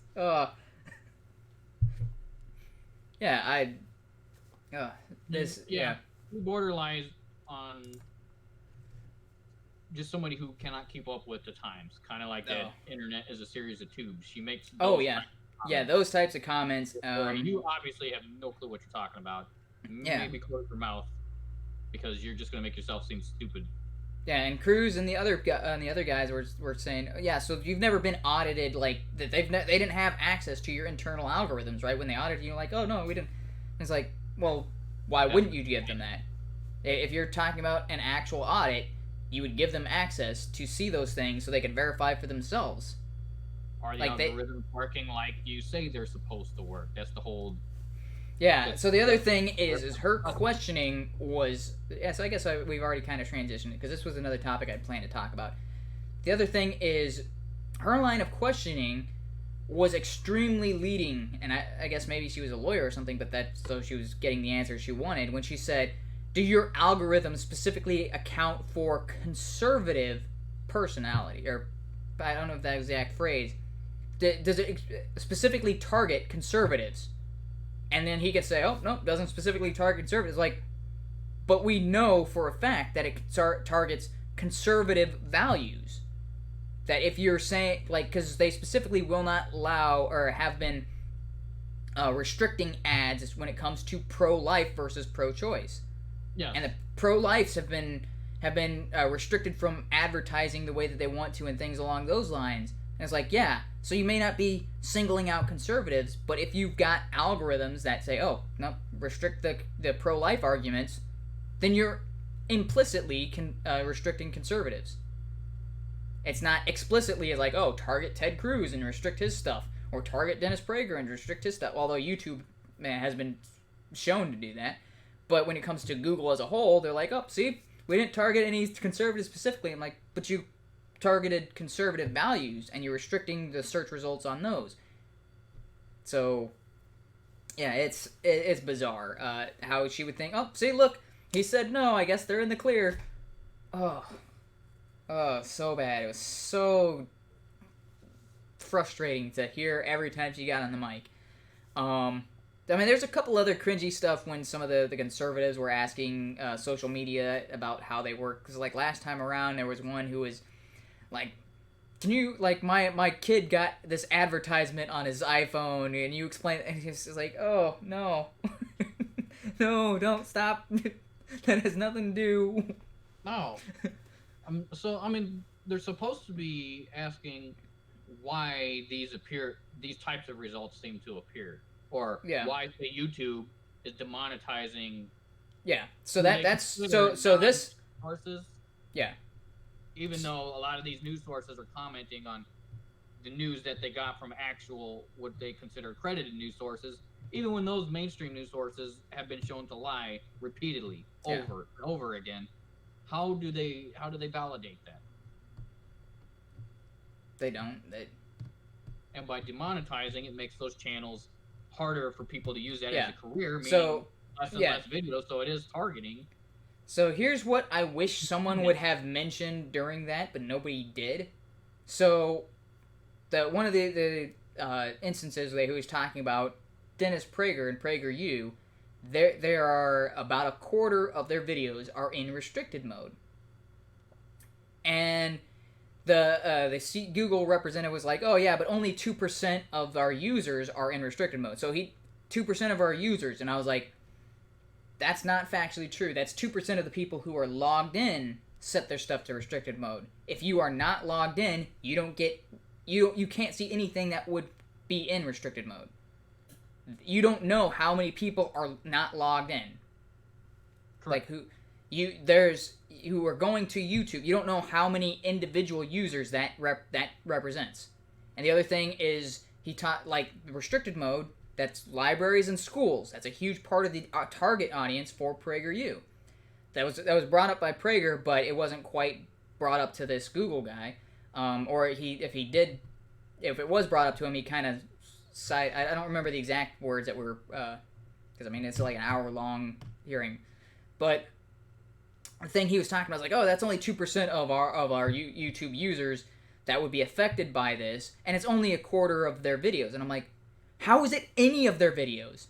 That's the question you should be asking this guy. Yeah. It's like, well, how is it any of their videos? Quarter of their videos, because they are pro-Constitution, pro-American, and pro-history. Yeah. The one that Dennis Prager pointed out is like, yeah, it's on the 10 Commandments. And the Google guy said, oh, well, it's because it mentions murder. And it has the swastika. Murder. And they flagged it because it says don't do that. Yeah, it's saying God doesn't want you to commit murder. And he's like, yeah, these... They put a video on the Korean War, and so they restricted that as well. And he's like, it's a historical video. Yeah, like all of their videos are presented as lectures. Like lectures that you would see in a classroom or here in a classroom environment. These are... They don't use profanity. They don't show people dying. There's no nudity. There's no... Yeah. They talk about topics, but they do it in a very general audience format. Murder... I've seen quite a few of their videos, and it's stuff that even middle school kids can watch. Probably even... grade school. Like... Kid, if they can comprehend what they're talking about. There's nothing... It's for a general audience, and every video they've got is for a general audience. Yeah, they would be approved by a general audience. Like if PragerU compiled all of their videos and made a movie, like the PragerU movie, and put it through the MPAA, who gives the rate, this would be G for general audience. Like there wouldn't be like, oh, okay, there's that one video, it's got to be a PG. No, G through the whole thing. Like if this was a documentary, this would be rated G. There's nothing in there that would qualify for anything higher than a rated G. For general audience, which means you could take 5-year-olds to this. You could take 6. Like, yeah, there's no age restrictions on general audience. The crazy thing is, and I don't know if this was ever asked, but pre-2016, how many of these people were complaining about being demonetized and videos being blocked and all of this censorship? There was a... Oh, yeah, it wasn't... It started about 2015 with all of this. So prior to 2015, this wasn't an issue. I mean, most of the censorship. When was that first ad apocalypse? Well, Gamergate was what, 2014, 2000. I'll have to look that up. I don't remember the exact year.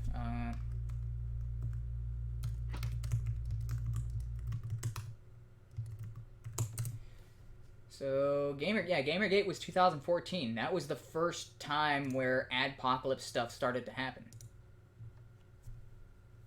It was Gamergate, and that causes there's so many misogynistic people that need to have their espousing needs. That's when social media started cracking down on particular viewpoints. Yeah, but even with that whole Gamergate, the controversy was over. Yeah, and that was very, very specific channels, like specifically just the gaming community. It wasn't until 2015 that it was like, oh, well, now it's like anybody who has a political channel, or that's when it started hitting all the YouTubers and all that sort of thing. So that's when adpocalypse happened. But I mean, where do they? how do they establish a criteria for demonetizing somebody? Or They if they're going to don't. be an open platform, can they have advertisers that say we don't care who we're advertised on? No, If they we're don't give on, them that option. or if it's a political channel, I'm fine with advertising on that. And then so then they can let the advertiser choose where Oh they yeah, want to be associated with. that's And then it's so open that and they was can keep everything yeah. monetized. So that's the case. Is Google doesn't have a system like that. And that was one of, like, when I was building Funfair, that was like, yeah, Google doesn't have a system like this. That's what we should have. It's like, oh, if you want to advertise on the, oh, this is not suitable for advertisers stuff. There are advertisers who are like, oh, not suitable for children, but this is exactly the fan base that we're trying to attract with our material.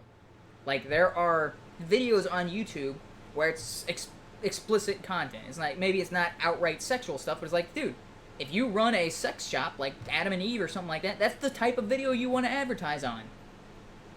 Yeah. That's Or you sell ammunition or guns. yeah. Then you've got a gun channel. Like, oh, not suitable for advertising. Like, not suitable. It's a gun channel where all they do is talk about guns and shooting and different. That's like, if you are an arms manufacturer, that's where you want to advertise.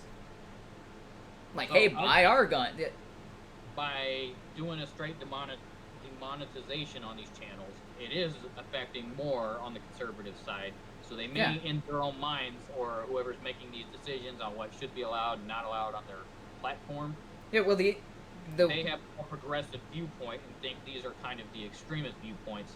yeah. But it is affecting the conservative ideology, their morals and values, what they Yeah. seem as the way the world works. It's affecting those channels, those views.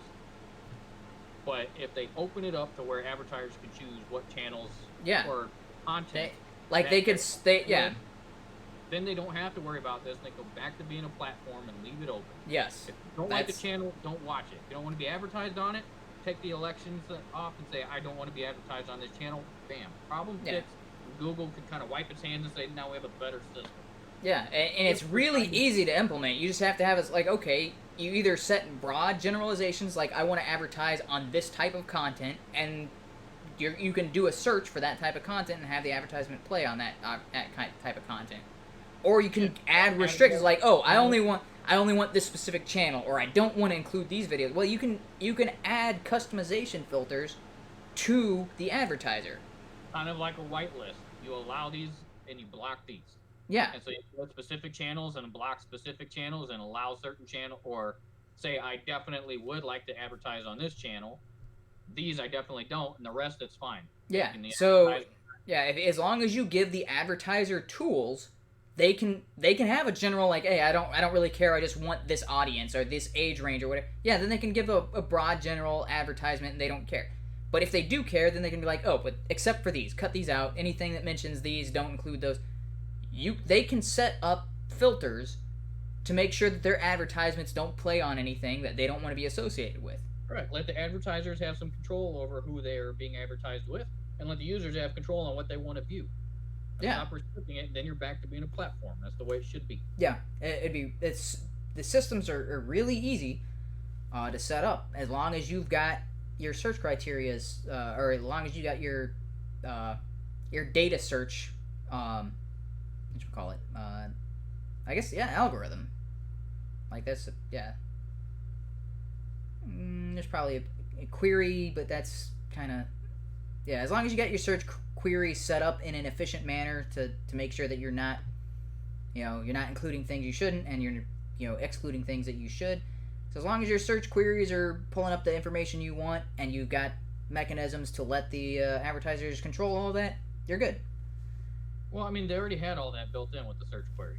The recommended videos used to work great Yeah.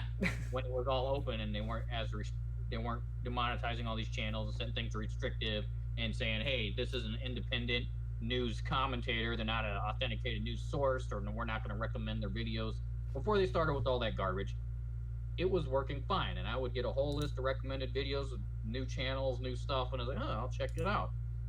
Now, the channels I do subscribe to, sometimes they're recommended and they pull up. Other times I just got to go direct to their channel or type it in and do a direct search. And I'm getting recommended a bunch of stuff that I don't really care for, stuff I have checked out before.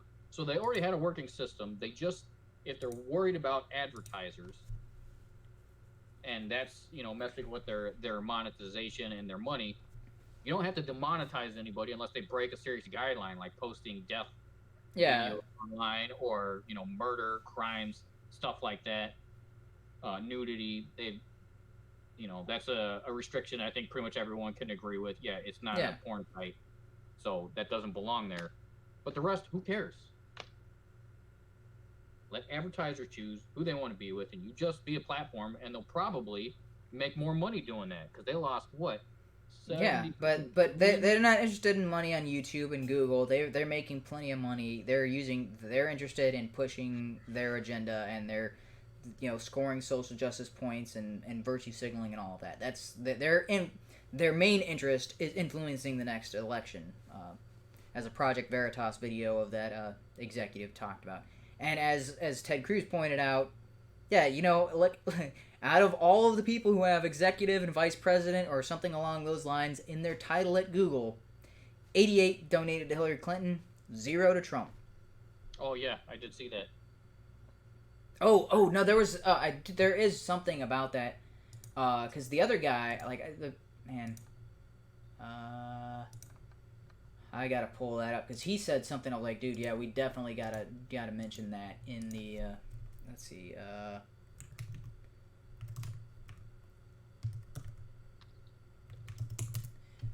because what he said was shocking. Like, let's see, where did that go?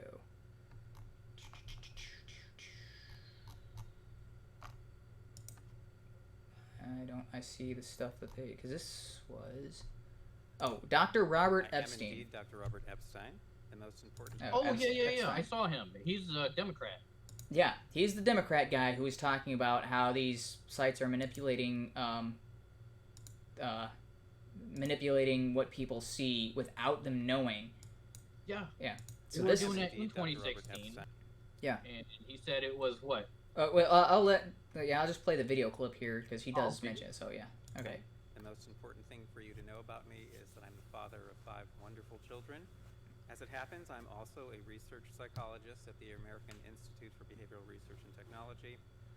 I have been center left my whole adult life, but I value my country and democracy more than I value any party or candidate. Yeah, that's that is why I'm admirable. speaking out today. I'm here to explain why Google poses a serious threat to democracy, how monitoring systems can protect us from companies like Google, and how Congress can immediately end Google's worldwide monopoly on search. All right. Well, he does go on for a bit, so because there was, I think it was actually when he was answering a question from Ted Cruz is where he mentions that specifically. Let me pull that up. Whoops. Let's see. Good afternoon. Let me say to folks okay. who are attending, I apologize. That's only a 7-minute clip. That's not the full thing. I think this was Hello, it. my friends. I'm No, Dennis that's Prager. the fireside chat. Come on. Where's the full video? There we go. Oh, yeah, 2.5 hours. Okay, so that's the Google executive. It is time. And I think Oh, that's the first half of it. That's just the Google executive part. Mr.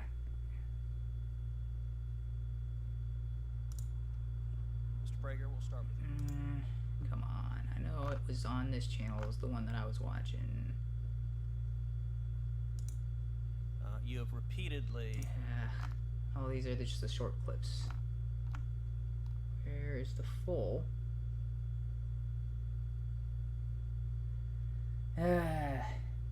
Should have had that prepped. My bad. Yeah, give me a second here. I know it's in here. It's in my history of stuff I've watched, right?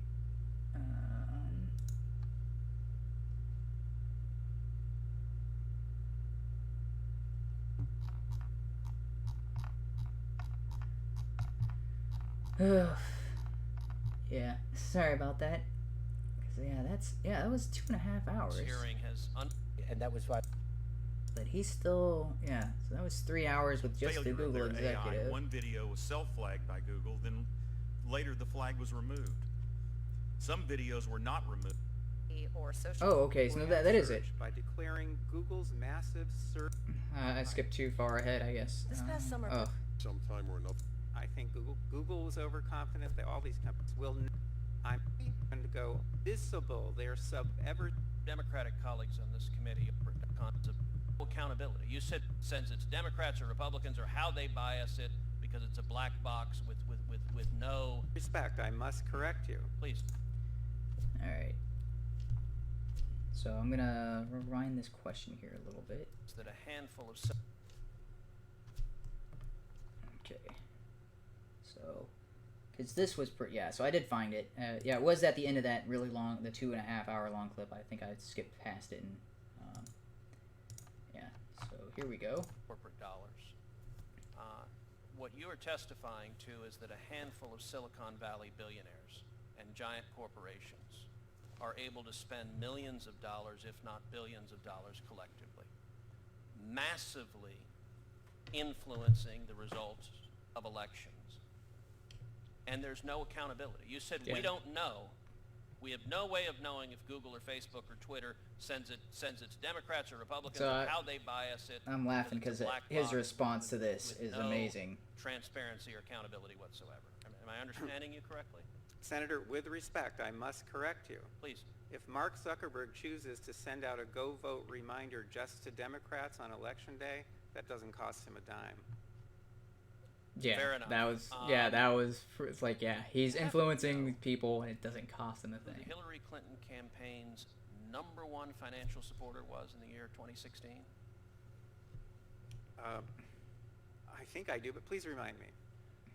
The #1 financial supporter of the Hillary Clinton campaign in the 2016 election was the parent company of Google, Alphabet, who was our first witness. They were her #1 financial donor, and your testimony is, through their deceptive search methods, they moved 2.6 million votes in her direction. I would think anybody, whether or not you favor one candidate or another, 2.6 million. Deeply dismayed about a handful of Silicon Valley billionaires having that much power over our elections to silently and deceptively shift vote outcomes. Again, with respect, I must correct this you. is the best part. 2.6 million is a rock bottom minimum. The range is between 2.6 and 10.4 million, depending on how aggressively they used the techniques that I've been studying now for 6.5 years. Wow, could you say that again, please?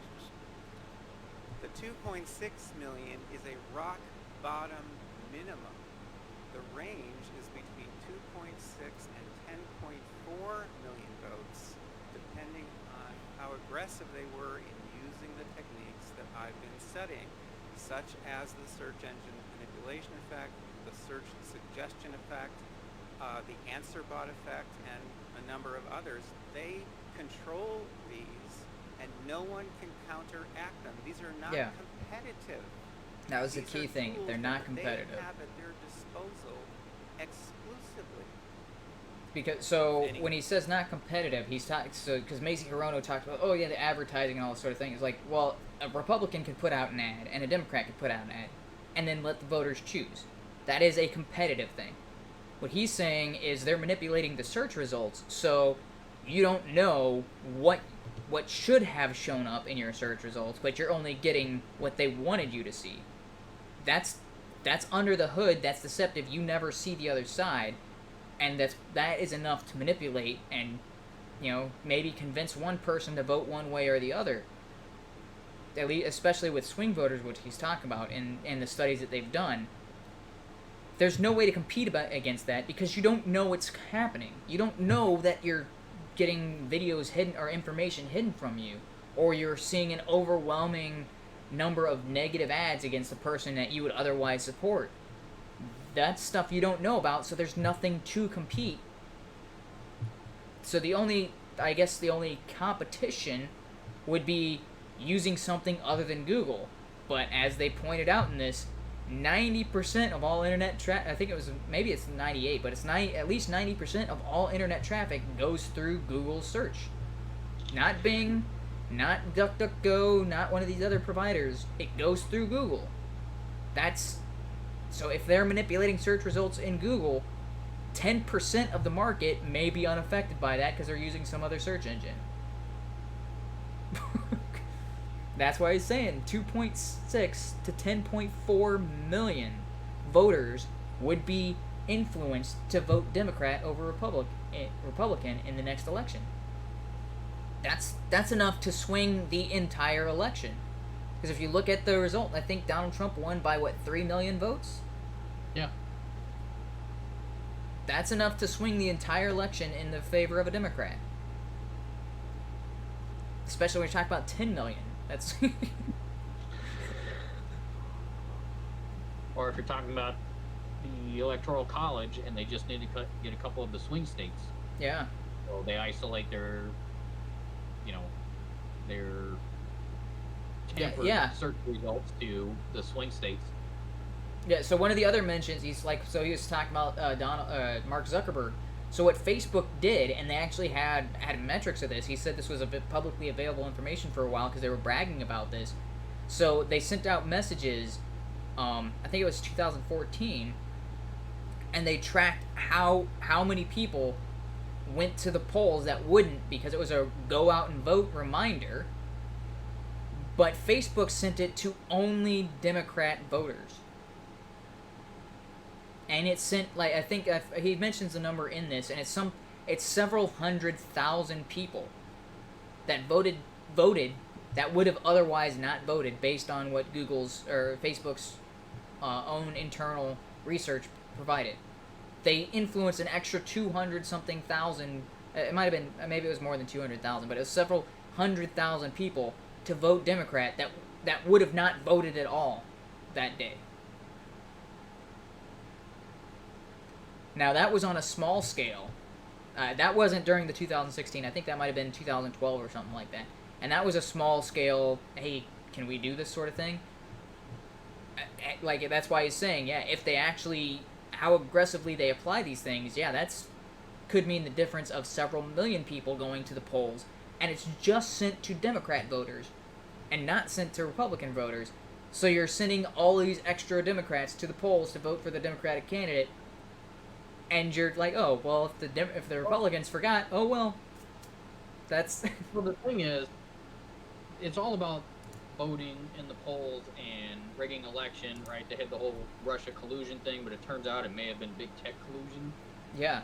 And actually, practically nothing to do with Russia. Yeah, they took...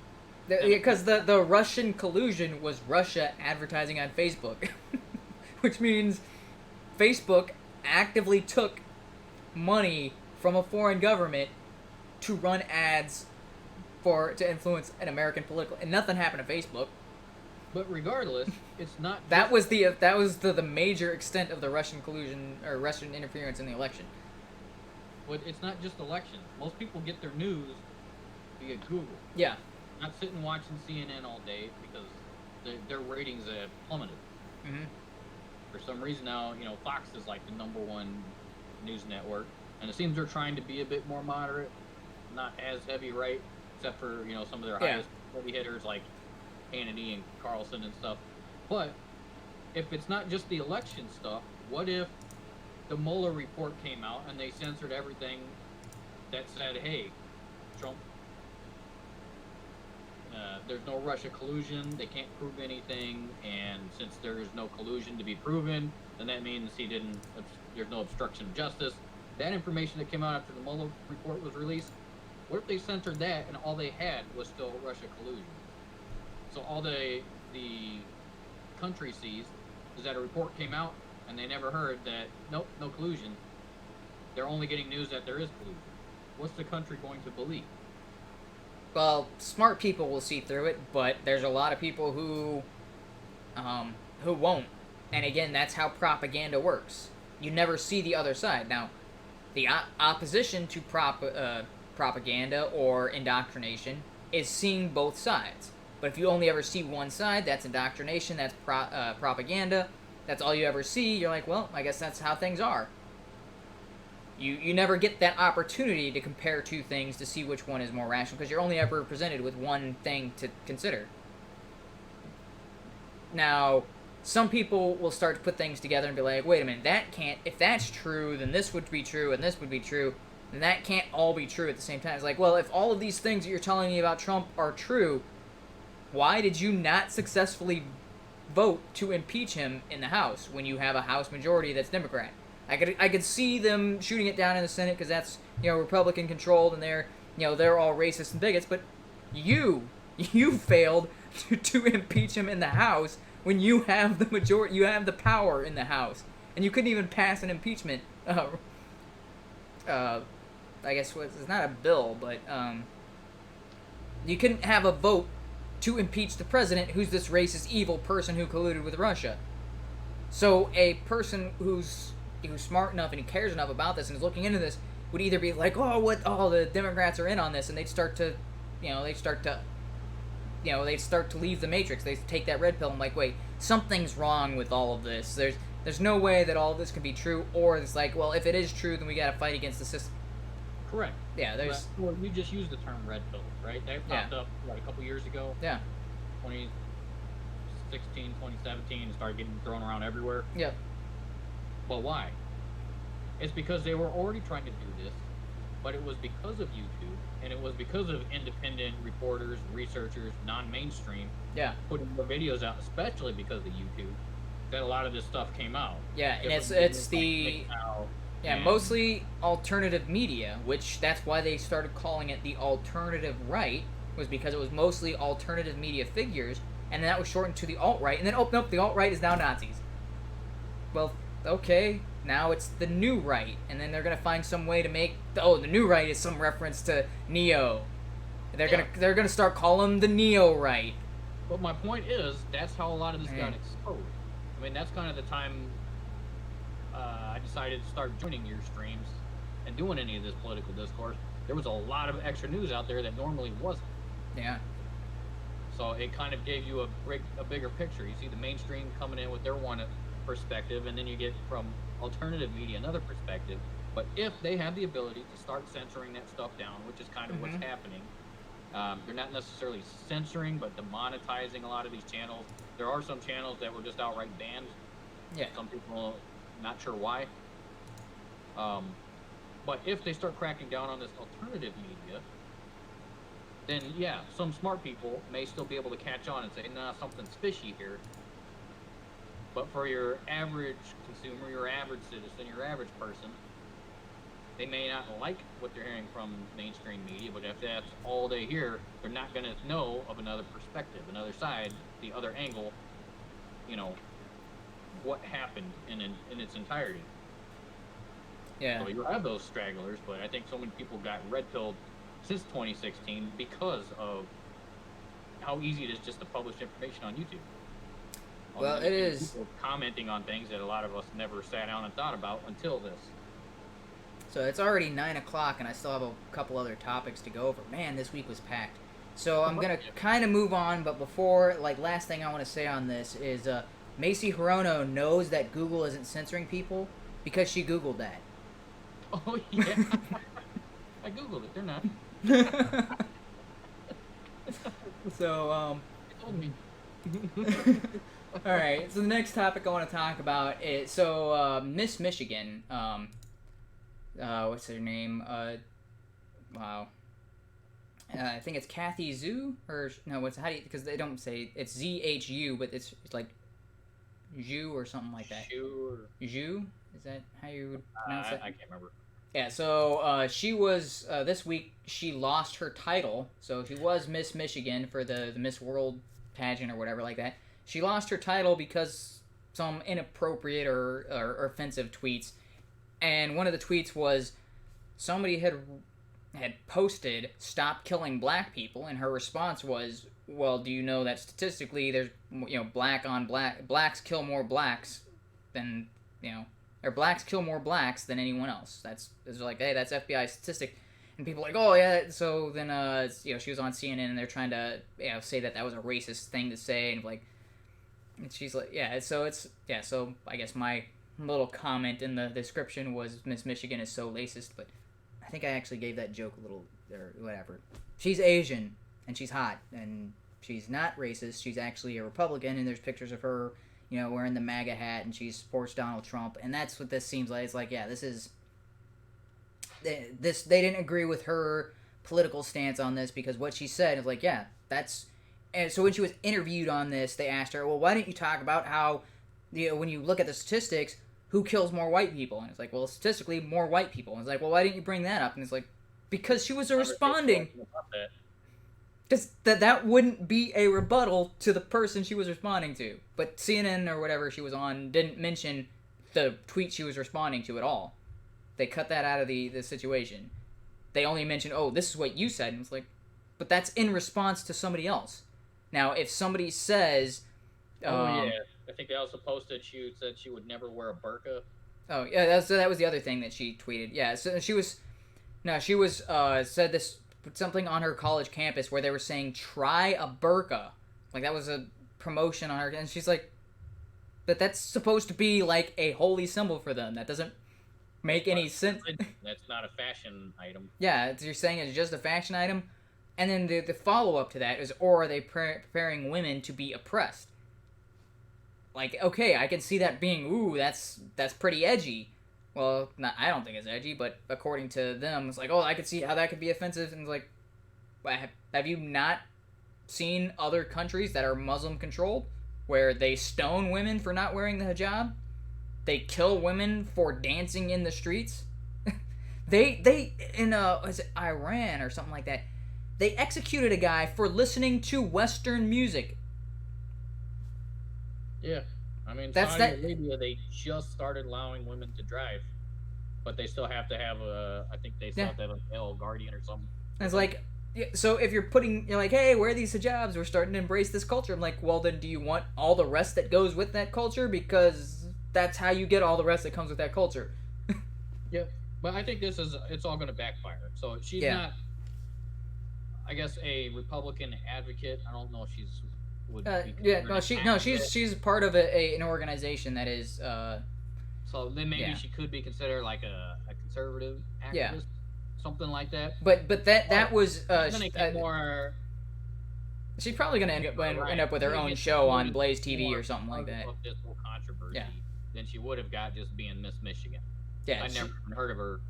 Because I'm attention to the beauty pageant stuff. No, I mean, so I after I realized that I was following her on Twitter after this whole thing. I was like, oh hey, but so she'd said stuff previously. I'm like, oh hey, she's a pretty smart person, and I like the values. I like what she's tweeting out, so I followed her and liked her stuff.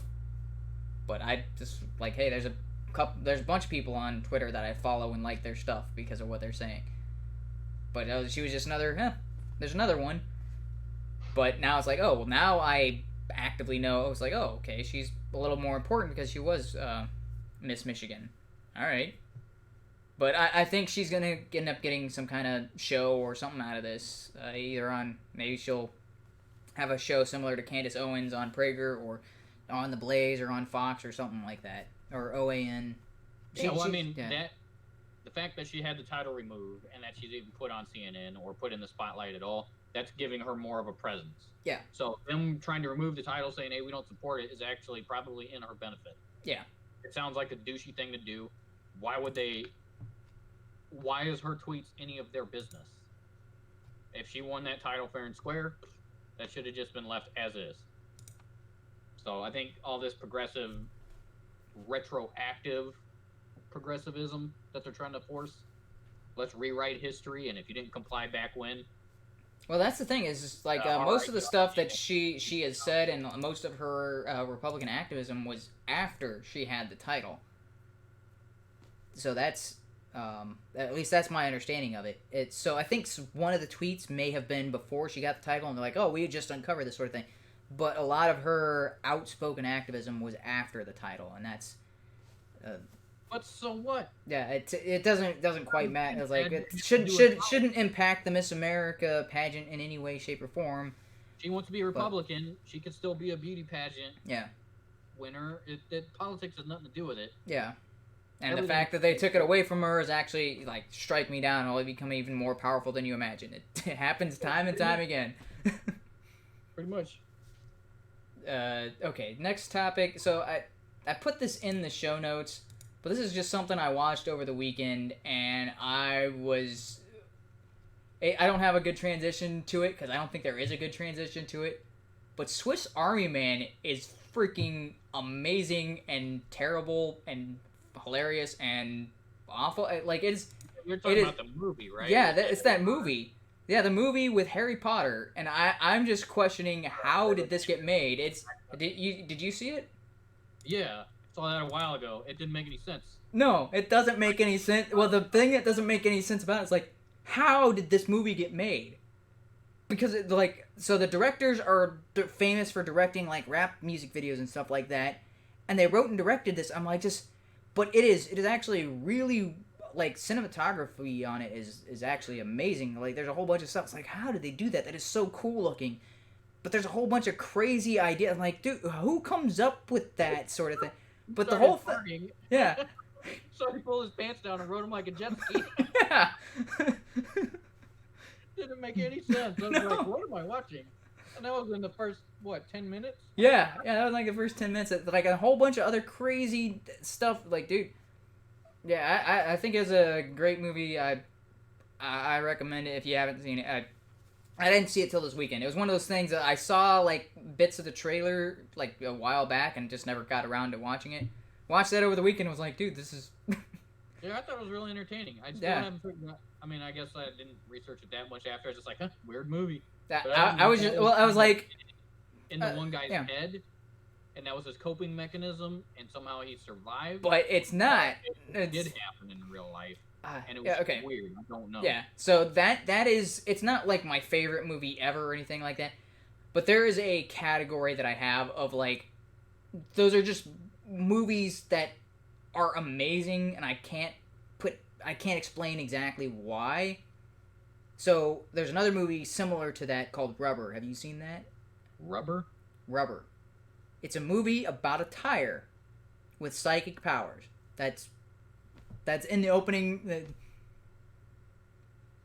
Okay, if you haven't seen it, watch it. I don't know why. It is. I've seen the movie like 3 times, and I can't explain what it's about or why it's a good movie. So, similar, like that's kind of like, I saw Swiss Army Man. I'm like, dude, that goes in the same category of like, what did I just watch, and why do I leave thinking that was amazing? I don't. Yeah, but well, the thing about the Swiss Army Man, I can't. It's like, why was Harry Potter in that movie? Whatever. I don't know. Also, another movie that he was in that was really good was Horns. Did you see that one? Oh, I did see that one. I thought it was like, the CG was kind of meh, but the overall movie I thought was great.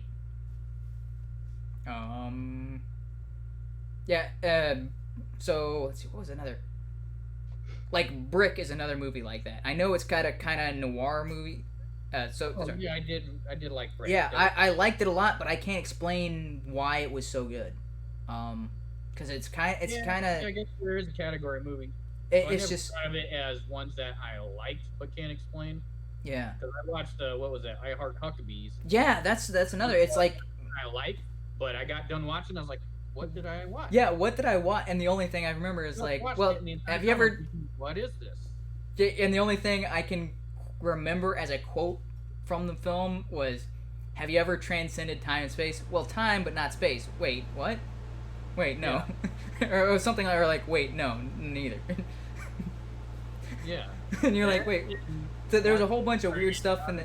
Hitting each other in the face with balloons for no reason, trying to transcend reality. Just why? I don't know, but it was a good movie. I like it. I would watch it again. I don't know why. So there's a couple movies that kind of fit in that category of why was that a good movie. Horns, I can explain why that was a good movie, but so that doesn't quite fit in this category. It's just I was just surprised that Daniel Radcliffe was actually a really good actor in that. Yeah, I think it's more movies that have no point. Yeah. You watch some fantastical or crazy or whatever stuff, and then at the end you're like, but there was no point. Why? Yeah. Why did I just watch transpire in the first place? Yeah, so I guess maybe Brick doesn't quite fall into that. So I think, because that did have, like, it was logically coherent, it made sense. Yeah, it was just an odd style of movie. Yeah, it... Like a modern noir without being so... Yeah, but it was set in a high school, and you're like, but that should be so cheesy, like Veronica Mars, but I enjoyed it. So yeah. Yeah, so the rubber is like what was the point of watching that? Huckabee was what was the point of watching that? Swiss Army Man was like, what was the point of all that? What did I just watch? So yeah, I guess there's the category of movies of what did I just watch and why do I kind of want to watch it again? All right, I think I too long on that, but let's see. Speaking of sitting on things that don't make sense, or maybe I should say, speaking of just bring up the next topic. yeah, things that don't make sense, because this was I guess yeah, because I was thinking the jet ski scene, but just things that don't make any sense whatsoever. You've seen this, right? The chairs. Okay. So this is something I haven't heard anybody say. Why do you have to sit on them the way the lady intended? Like, look at the back of that chair. You could easily sit in it backwards and be just fine. Yeah. It has that tiny little nub that's not going to support anything. I think that's just a designated to the back of the chair. Yeah. So it's kind of like a weird stool. Well, this is how you're supposed to sit in it. It's like, well, But even okay. the angle parts, the board is like, what, an inch? You can just prop your leg over it. Yeah, you can prop your leg over it. You can sit on them backwards. There's nothing stopping a guy from sitting in the chair on the left. There's nothing stopping a woman from sitting in the chair on the right. What's the... For real. I don't get it. It solves absolutely nothing. It's not a problem. And so I forget who, I think it was Tim Pool was saying, yeah, if you got a chair with arms on it, good luck man spreading in that. Problem solved. If it's such a problem, just put armrests on your chair. Or little dividers. Yeah. These are, well, those also, they look so uncomfortable for anybody to sit on. It's like a flat board. There's no cushion. There's no contour. Yeah. Contour to your hindquarters. Like, I'm pretty sure bleachers are more comfortable than those chairs look. It's like sitting on a sawhorse or something. Oh, but they won this design contest because... It doesn't solve anything, and it's not an issue. And if you saw that at someone's house, would you think that that was something that you're supposed to sit on? No. No? You're like, that's a weird table. I wonder what that back thing is for. It's a weird end table for your living room set. But man spreading is not an issue. No, it's not. Right? Oh, the other thing is, why is it saying that women should spread? Is that the...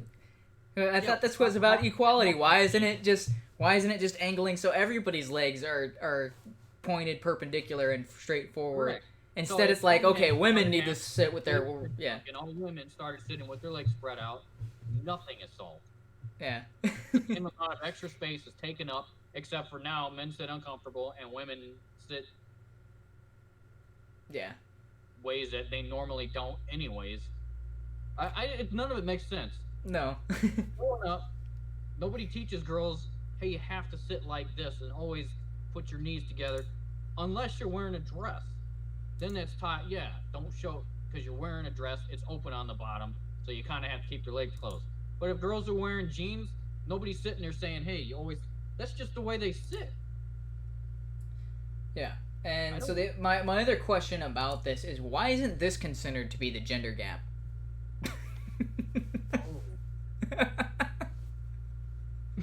Man spreading is the real gender gap. All right. All right. So that's gonna kind of a bit transition into the next topic. So the next topic is the Lindsay Shepherd / Janice or Jessica something. I don't know her name. Or its name. Are you familiar with that story? Is that the waxing thing? Yep. Yep. It goes more. There's more than just the waxing thing. Oh, actually. That's flat out. That's disgusting. I heard about afterwards why they were trying to get a wax. Yeah. So there's a couple of so Lindsay Shepherd got banned from Twitter for responding to an individual who is supposedly trans. Nobody buys it. At least no one should. Like, the individual looks like a dude with a wig. I can pull up a picture of that. not a very convincing trans person, but it doesn't need to be convincing or whatever. This person is trans, and they've gone to waxing studios where they give Brazilian waxes to women, and has demanded that they wax the male genitalia that this person has, and filed 16 lawsuits against these places for not waxing the balls and dick of this person. What was it? Let me just... I guess maybe I could probably find it with Lindsay Shepherd.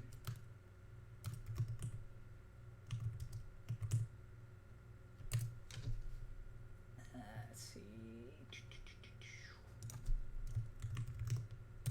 Or maybe I can find it with the...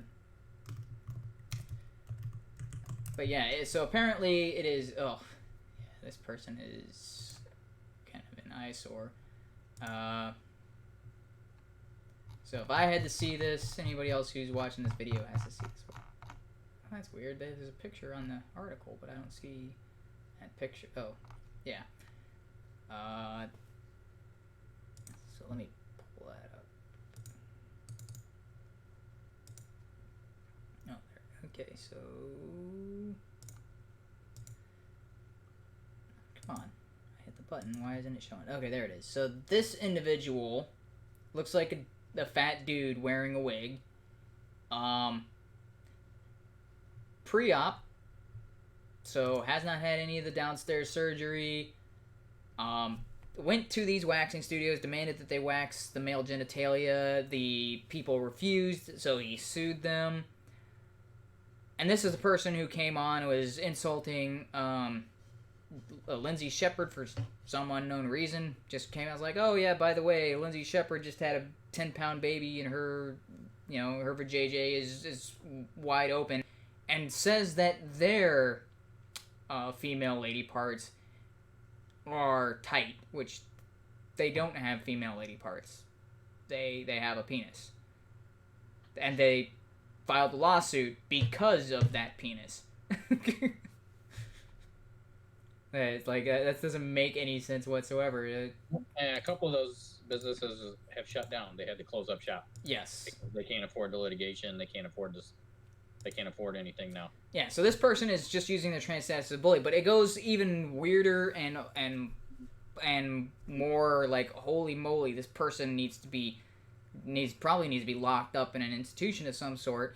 So this same person also tried to start an event in Canada of a summer swim event for LGBT individuals from ages 12 to 24, and it specifically said on the event not to bring parents or guardians.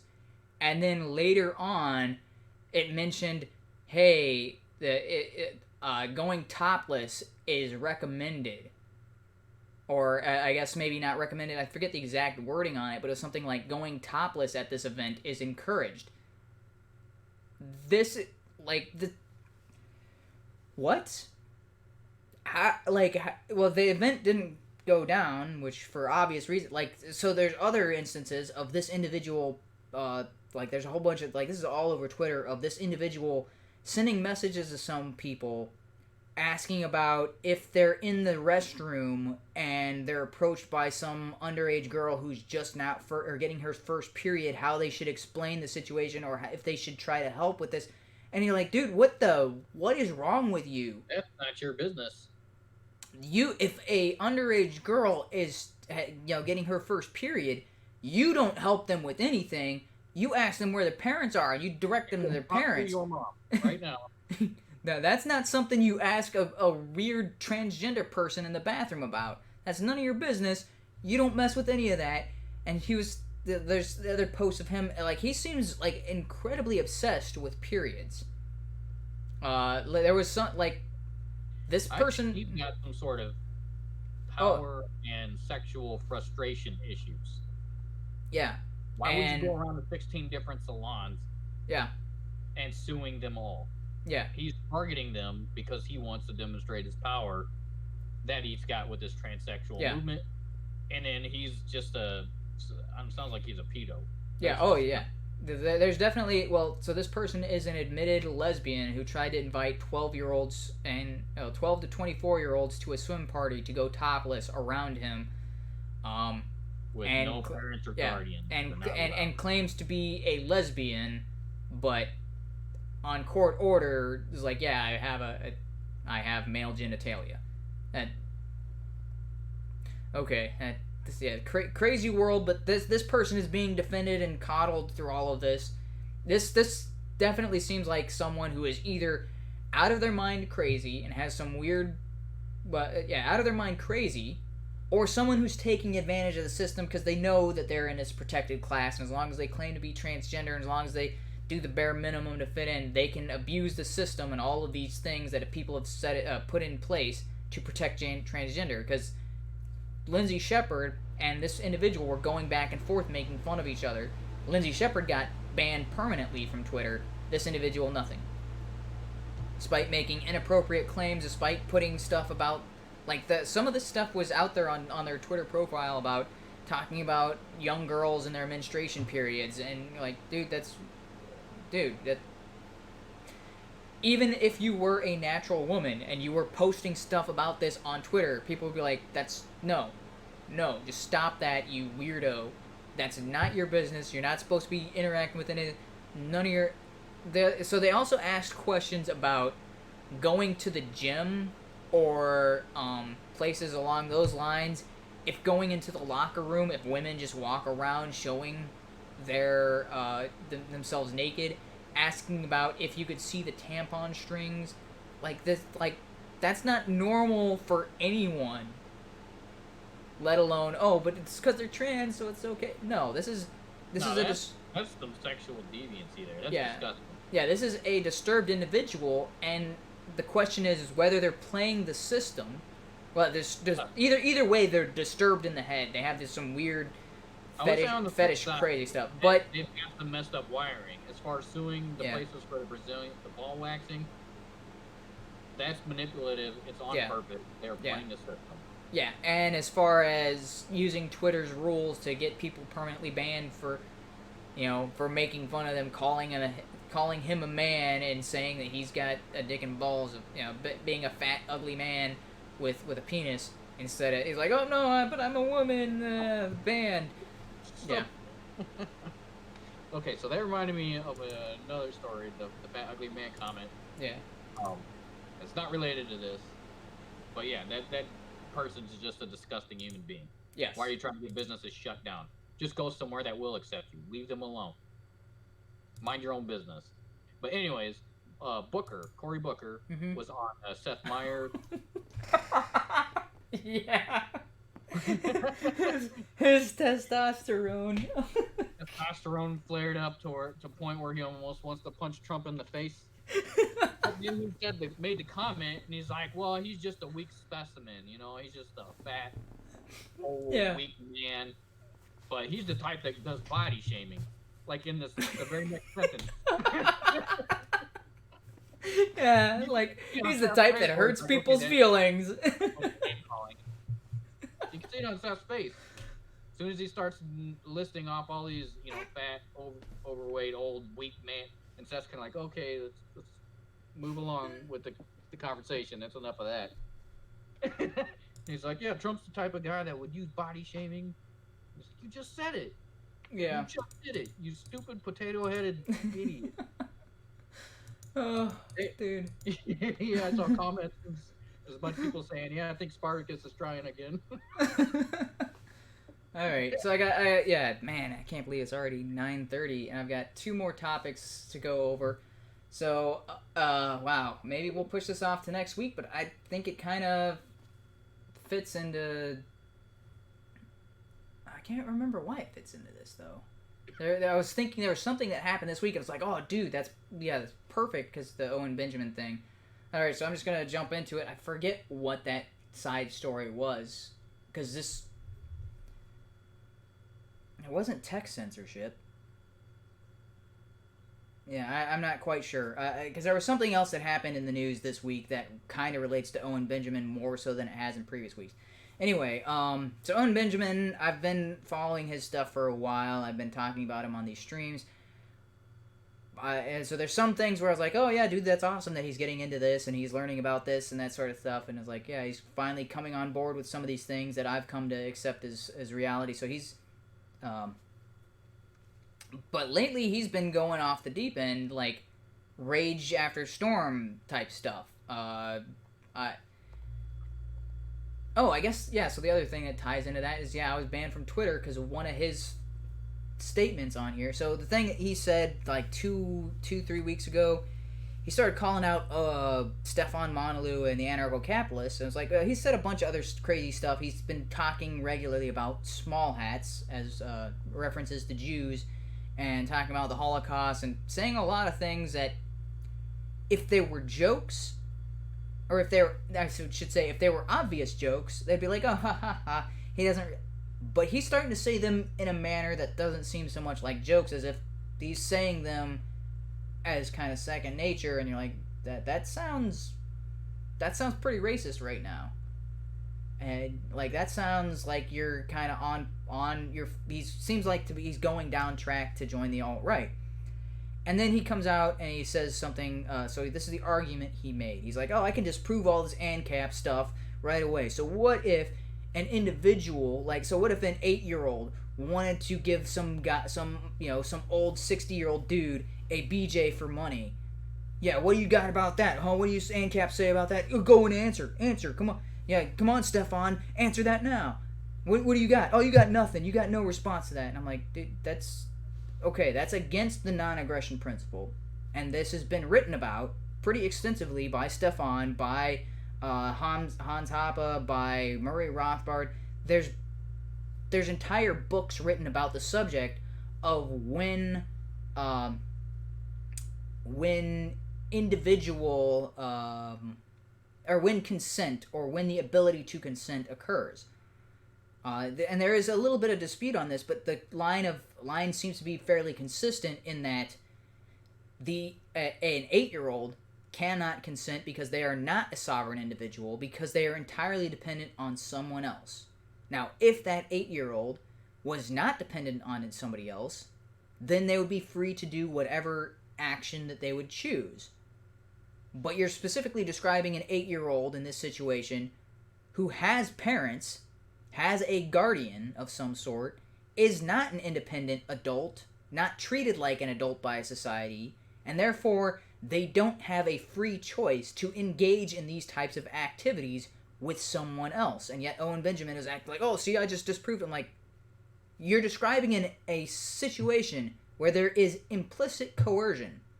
Either coercion by the individual's parents or coercion by the individual who is offering to pay them money. That person has power or influence over this person, which is coercion. It's not a free choice, and you keep painting it as if it's a free choice. That's that. Yeah, the philosophy on this. The other thing is he keeps talking about this as if this contradicts what the Bible says, because this is something that happened during that stream where he said this. One of the people posted on there saying Jesus was an anarchist, and he's like, oh no, banned for life. Okay, the banned for life thing, that's something authoritarian people do. And that's something he's been doing for a while, and it's like, okay, it's kind of like, oh, you're banned forever, you can't come back. Don't want to listen to you, don't want to ban. That's authoritarian-ish behavior, which seems contradictory. And he's looking to reinforce his own ideas. Yeah. People agreeing with him. Rather than, hey, why would you say that? Explain this to me, because I don't see this. Because anymore. He's gotten off somewhere. Yeah. He's cut ties with pretty much everybody. It seems like he's kind of willing to make kind of inroads with Stefan, but he's cut ties with Crowder. He's cut ties with all the people he used to be on their shows. He used to go on interviews with all these people. So he was on Joe Rogan's podcast like 4 or 5 times now. Now Joe's, a gay homosexual who's banging Alex Jones. He was on Alex Jones like once a week, and now Alex Jones is a homosexual who has sex with Crowder and Joe Rogan. But the insults he makes against these people, they all result around homosexuals. Like, that's his go-to insult. And I'm like, wait, you're supposed to be a comedian here. Why is everybody you disagree with gay? Oh, Ben Shapiro, I don't like him. He's a tiny hat. He's also gay. Okay, and Joe Rogan, he's short, but he's also gay. Alex Jones, he's gay. Steven Crowder, the guy who I hosted his show before, we used to be good buddies, and then the CRTV thing happened, and they started a show and they didn't invite me, and but now Steven Crowder's totally gay. He doesn't have sex with his wife because he's gay. That's the ongoing thing. I'm like, well, eventually he's gonna start accusing Gavin McInnes and Stefan Monolith of being gay, and then he'll start accusing Cernovich and I'm trying to think of who else. He's already accused Dennis Prager of, yeah. I'm like, dude, I don't understand that insult. But everybody who disagrees with him is either Jewish and gay or just gay. That seems to be the trend. In modern day, current year, nobody cares. Yeah, so I think the only person he hasn't insulted as being a gay Jew is Dave Rubin. That is kind of funny.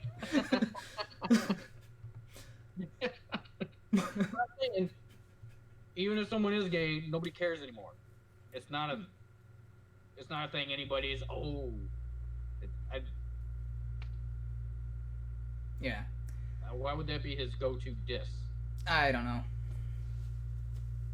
So he's gone the full retard, and I don't know if there's any of him coming back. I don't know. It seems like he's surrounded himself with an echo chamber, and they just like what was that, Worm Tongue just keeps whispering in his ear, and he's like, oh yeah that's right. So anytime anybody tries to like come in and like, dude, are you sure about this? He's like, no, I'm definitely right. So that's why it was like, because somebody proposed that Jesus was an anarchist, and I think that's actually biblically sound, because based on the teachings of Jesus, he was like, I'm not interested in government. I'm not interested in the rulings of men.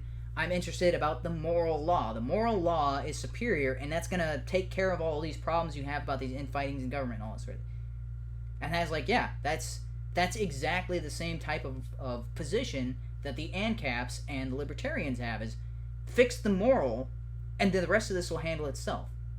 Fix the morality of a society, and then we won't need all of these arbitrary laws, right? Because Jesus came and said, he's like, yeah, Moses brought you the law and the prophets. I came to give you a higher law. And all of the teachings about, the Sermon on the Mount, he's talking about moral principles. Like, yeah, you've heard that it's adultery to sleep with someone who's not your wife. I'm telling you, if you lust after a woman in your heart, you've committed adultery.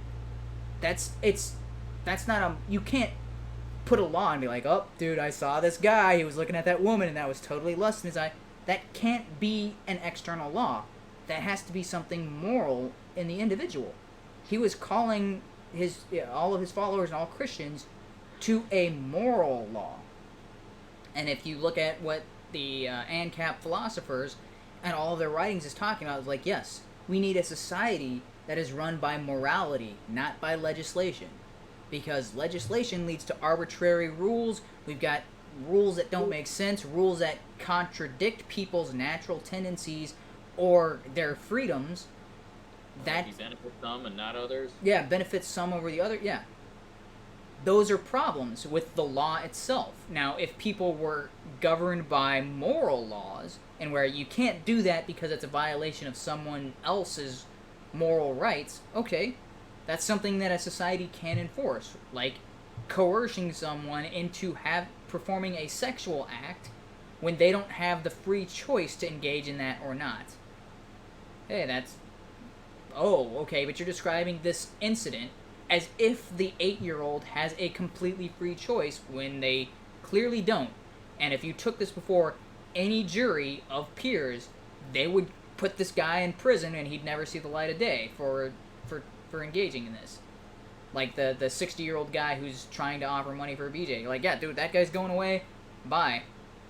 Yeah, because it's not just that kid. What about other kids? Yeah. But he's a detriment. Yeah. So ANCAP society would have jury of your peers, because that's something that that is agreed upon by a lot of people who have this philosophy, who've written books on this. It's like, yeah, that's how you would actually want your society to make judgments, not these, because currently we have these one-size-fits-all laws, which is why you get an 18-year-old going to jail for statutory rape for sleeping with his 17-and-a-half-year-old girlfriend. See, Like, that's why I understand precedents, but it seems to be inhibiting proper judgment Yeah. in a lot of cases nowadays. Yeah. So that's why it used to be a jury of your 12 peers would rule on the majority of these cases, but it got to the point where there's so many cases brought before the courts. He's like, yeah, dude, we can't put 12 people together every freaking case. There's too much stuff to cover because we've got all these stupid arbitrary rules like, oh, hey, you were going faster than speed limit, barely. Okay, let's haul you into court and make a ruling on this. Oh, you were caught with, if you had 9 ounces of pot on you, you'd be free, but oh, you had that magical 10. Now it's 3 years minimum. Yeah, that's like, so judges should be able to make their individual decisions based on a bunch of factors. They don't do that anymore. They're now mandatory minimums. They have to abide by what previous judges have ruled.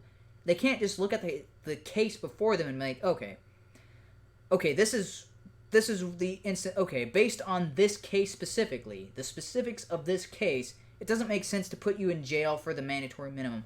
All right, you got this crime based on all the evidence, based on all the factors involved. Okay, 3 months in jail, fine. Okay, something like that. But right now, judges don't get to make their a rational decision based on the individual case. They make it based on previous cases or what the specific, well, you did technically break this law, so I'm gonna maximum punishment. So there's a whole bunch of nonsense like that. There's the other thing. This has been in the United States, so this is jury nullification. Juries can actually look at a situation where somebody is technically guilty of a crime in question, but based on the circumstances, be like, dude, so even though he's technically guilty, we shouldn't hold him accountable for this. So something like the Dinesh D'Souza situation, where you're like, okay, yeah, he's technically guilty of violating a finance law, but nobody else has been held accountable for this. Okay, he's technically guilty, but we're gonna give him no sentence for the crime. A jury of 12 people could vote to have that happen. It's called jury nullification. It's well within the rights of the jury. It's well within the rights outlined in the Constitution of the United States. So there are things like this. Like, yeah, if you've got 12 people and they're looking at this situation, they don't have a stake in whether this person, is guilty or not. They're third-party arbiters. They can look at the situation. They can look at the facts presented and be like, you know what, we're based on what we know about the situation, this person shouldn't be held accountable for this, or they shouldn't be given the maximum. Maybe they get a month. They should be able to determine if the person is guilty and how much time they should spend in prison, or what the penalty is based on the crime.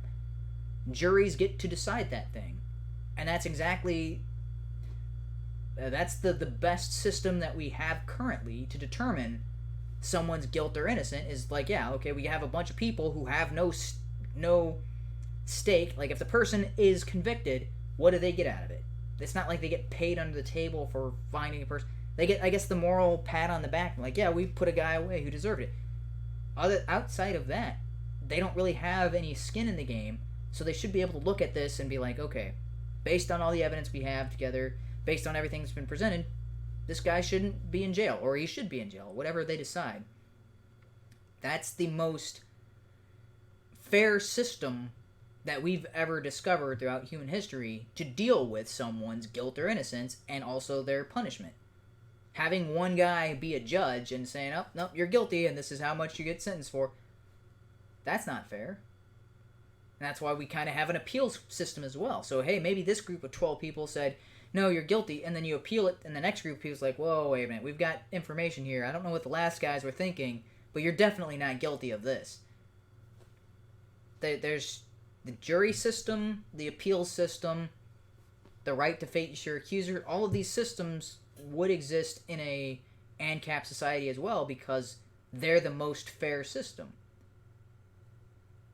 And you don't need a government to have these kinds of systems, because during the Wild West era in the U.S., before there was a federal government managing all of this, there was local courtrooms that had this on a regular basis.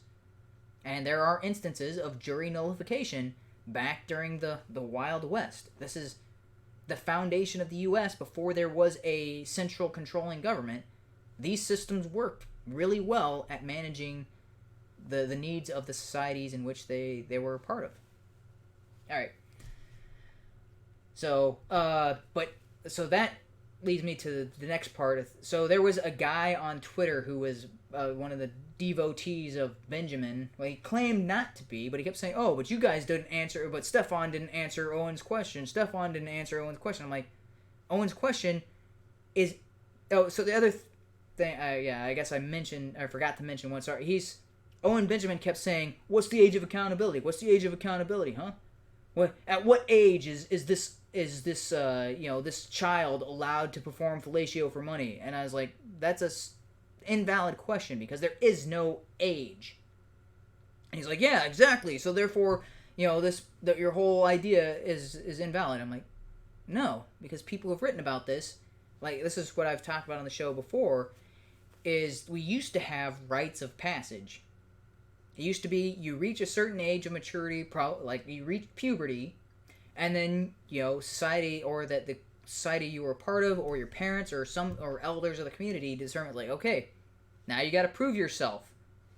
Sometimes it was with a ritual hunt, sometimes it was something else to prove yourself as a as a contributing member of that society, and then you were treated as an adult. You're like, okay, you're no longer under your parents' protection, and you're no longer under your parents' rule. You are a free member of our society, the same way as every other adult.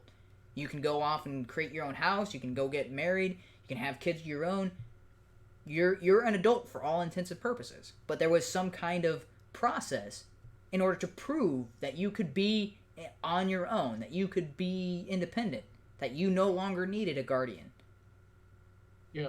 So, but it's like, oh, but that's not age 18. What? It's not a specific age. Some people could pass that trial at age 11, and other people wouldn't pass that trial till age 15. There is no... But he's like, oh, but you're not giving a specific age.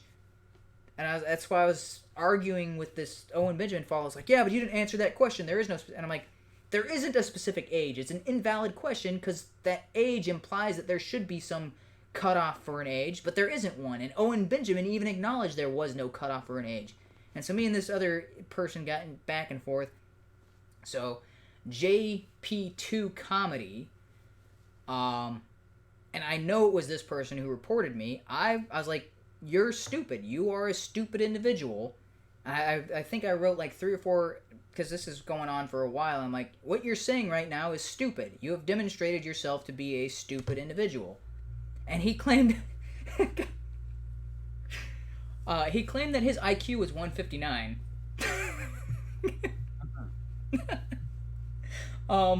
Right. Yeah, okay, so Einstein is 160. Yeah, 159, you're talking about 0.02% of the population. Those are the people who have their doctorates, like, before they're 18. Those are the people who... that IQ is extremely rare, and usually people... Those are names that you kind of know. Like 160 and up, those are the phenomenal people that, like Mozart and Beethoven, like the people who go on and you remember their names. That's how rare they are in society. This guy was like, oh yeah, I got a 159 in high school, and I'm probably even smarter now. I'm like, that's not how IQ works. Right there just proves you're lying. Yeah, I was like, IQ doesn't shift around. It's just your aptitude towards learning. That's all it is. Yeah, he was like, yeah, that was 20 years ago. I'm probably even higher now. Nope, that's not. No, more than likely, it might have gone down. Yes, it most definitely has gone down. Even if he had an IQ of 159 20 years ago, it most definitely has gone down, because they keep readjust. So 100 is the median IQ. So as a population gets smarter, that 100 gets scaled back. This is something called the Flynn effect, and this is something I explained in the Twitter conference. It's like, okay, so you have a 159 IQ, and you didn't bother to Google this, which I just Googled in 5 seconds, and look, there is something to explain this. It's called the Flynn effect. Oh, look, because that's what intelligent people do, is they look up things they don't know, and they don't just act as if they know something that doesn't exist. I was like, yeah, this was you're on your phone, on the internet, on Twitter. Hey, guess what? I'm on my phone. I've got access to the internet as well. The Flynn effect, where over time, as the population gets smarter, what used to be a 100 IQ is now like a 90 or an 80, because population gets so that it's scaled to make that 100 the median, or to maintain that 100 as the median IQ.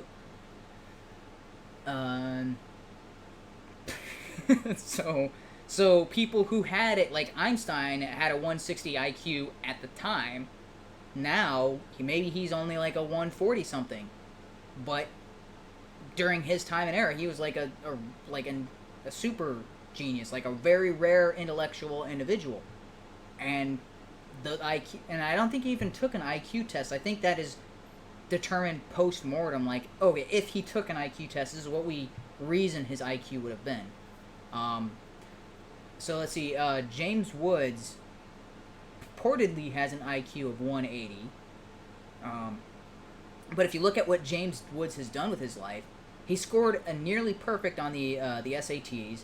He has multiple, not in addition to being an actor, he's been the top of his field in other areas. So it's not just acting and not just, and if you listen to him talk and in interviews and stuff like that, you're like, dude, yeah, this guy is what you would expect from somebody who, and you're like, I don't think his IQ is exactly 180, but it's definitely up there.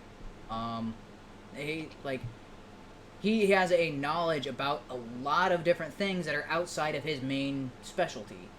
Like, his specialty is acting, but he can go on and talk about subjects. You're like, how did you know that? Like, how do you retain all of this information?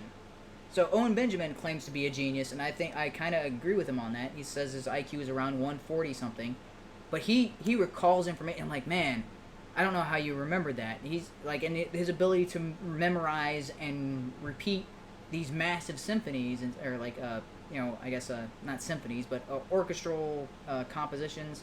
What's the see me? I know I have a relatively high IQ.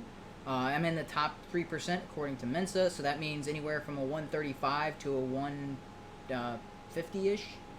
I think 150 might be the highest I can go in that.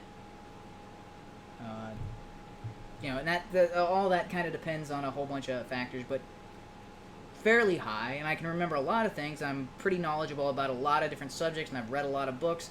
I can retain a lot of what I read. I can think pretty abstractly overall. But compared to other people who are much smarter, they're remembering exact people's names and the pages on a book and stuff like that. Like, these people have what some people consider an eidetic memory, because their memory is capable of recalling information so rapidly. Like, those are people with really high IQs. Yeah. So this guy on Twitter claiming he's got a 159, I'm like, yeah, no. So here's the other thing. This individual said he was in the top 2.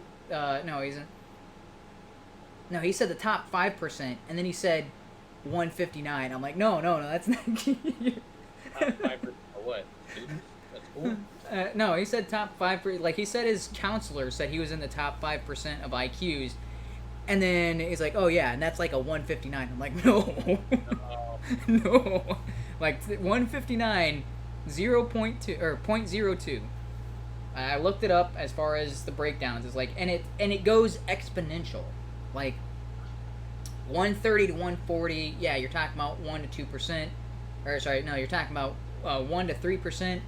And then 40 to 50, you're talking about the 0.5%. And then like 1, and then that it just keeps like I think you're getting near the end of that bell curve for IQ. Yeah, so the further you go, the more rare you are. And so every point past 150 you're like, yeah, that's another, that's another half of the population, or another half of the remaining percentage. It's another half, another half, another half, another half, another half, until you get out to the 0.0001% that have like a 190 IQs and stuff. Like, it's, extremely rare.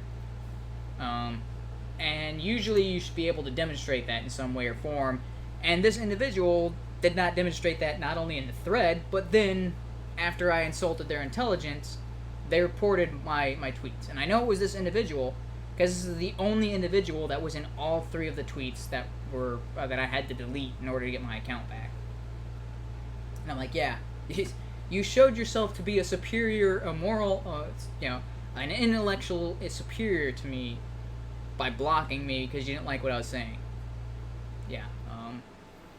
Alright. More information than you required. It's about 10 o'clock. Did we even talk about Trump and the girl squad? I think, I think we did cover that. We mentioned his tweets about it. Oh, that was... Oh, so the last thing is the send her back. Okay. Yeah, we started off with that, kind of. So I didn't address the send her back directly. So he was given a rally, and the crowd started chanting, send her back. And this is where I've heard multiple people say that was wrong, and that was racist, and he should have condemned them on the spot. And I'm like, okay. No. I have no problem with the sentiment of send her back, because I don't think she's acting in the U.S.'s best interest. So this is a more complex issue, and Ben Shapiro's been dismissing it. It was like, oh, these people were wrong, and he should have... Like, this is more complex than what a lot of people that I follow on a regular basis are giving it credit for. So, first of all of them have said, you shouldn't deport people based on their words. And I'm like, but it's not just her words. She's also in a position of power, and she's trying to implement these policies. And she's gone around and worked with people who are actively working against the U.S. Here's the other crazy stuff. So, Ilhan Omar, we've talked about, she was married to her brother. So I do have a clarification on that. She did not sleep with her brother. That child, he posted saying, this is my niece. So, as far as we know, she never had sex with her brother. But it does look like she was living with her first husband while legally married to her second husband. The second husband has the same name, same birth date as her actual brother. And he has his address listed as her address, and first husband has that same address. So, apparently, if the documentation is accurate, she's living with her first husband and her second husband at the same time. And the second husband acknowledges her kids as his nieces. Okay. And there's no... So now it's not looking like an incest thing. This is looking like tax fraud. And immigration fraud. I don't know if she was trying to get him, speed up the immigration process for him to come into the United States by being married. Maybe this was a way to try to get a green card, that sort of thing. Anyway, I forgot where I was going in that. Because the other thing that I found out about this week is she has ties to the current Somali government officials. Really? Yeah. I don't know if it was the prime minister or his assistant is married to her sister. So her sister is married to somebody in the government there. Because there was an article written about this. So one of the guys who does security clearance cases was writing about this. Is like, yeah, if she was anybody else, she would be denied a security clearance based on her family's close association with the government in Somalia. Because it's like, yeah, this is... And I was looking, I was like, yeah, you're telling me your family member is married to a influential member of another country's government, and you haven't disclosed this. This is not publicly available. This never came up during anything. This is not something this is something just found out because somebody's doing some investigative reporting. Prior to being elected, like when she was on the campaign trail, she went to Somalia and she met with these public officials. and so one of her, I don't know if it's related to her or one of her friends or one of her close associates or something like that.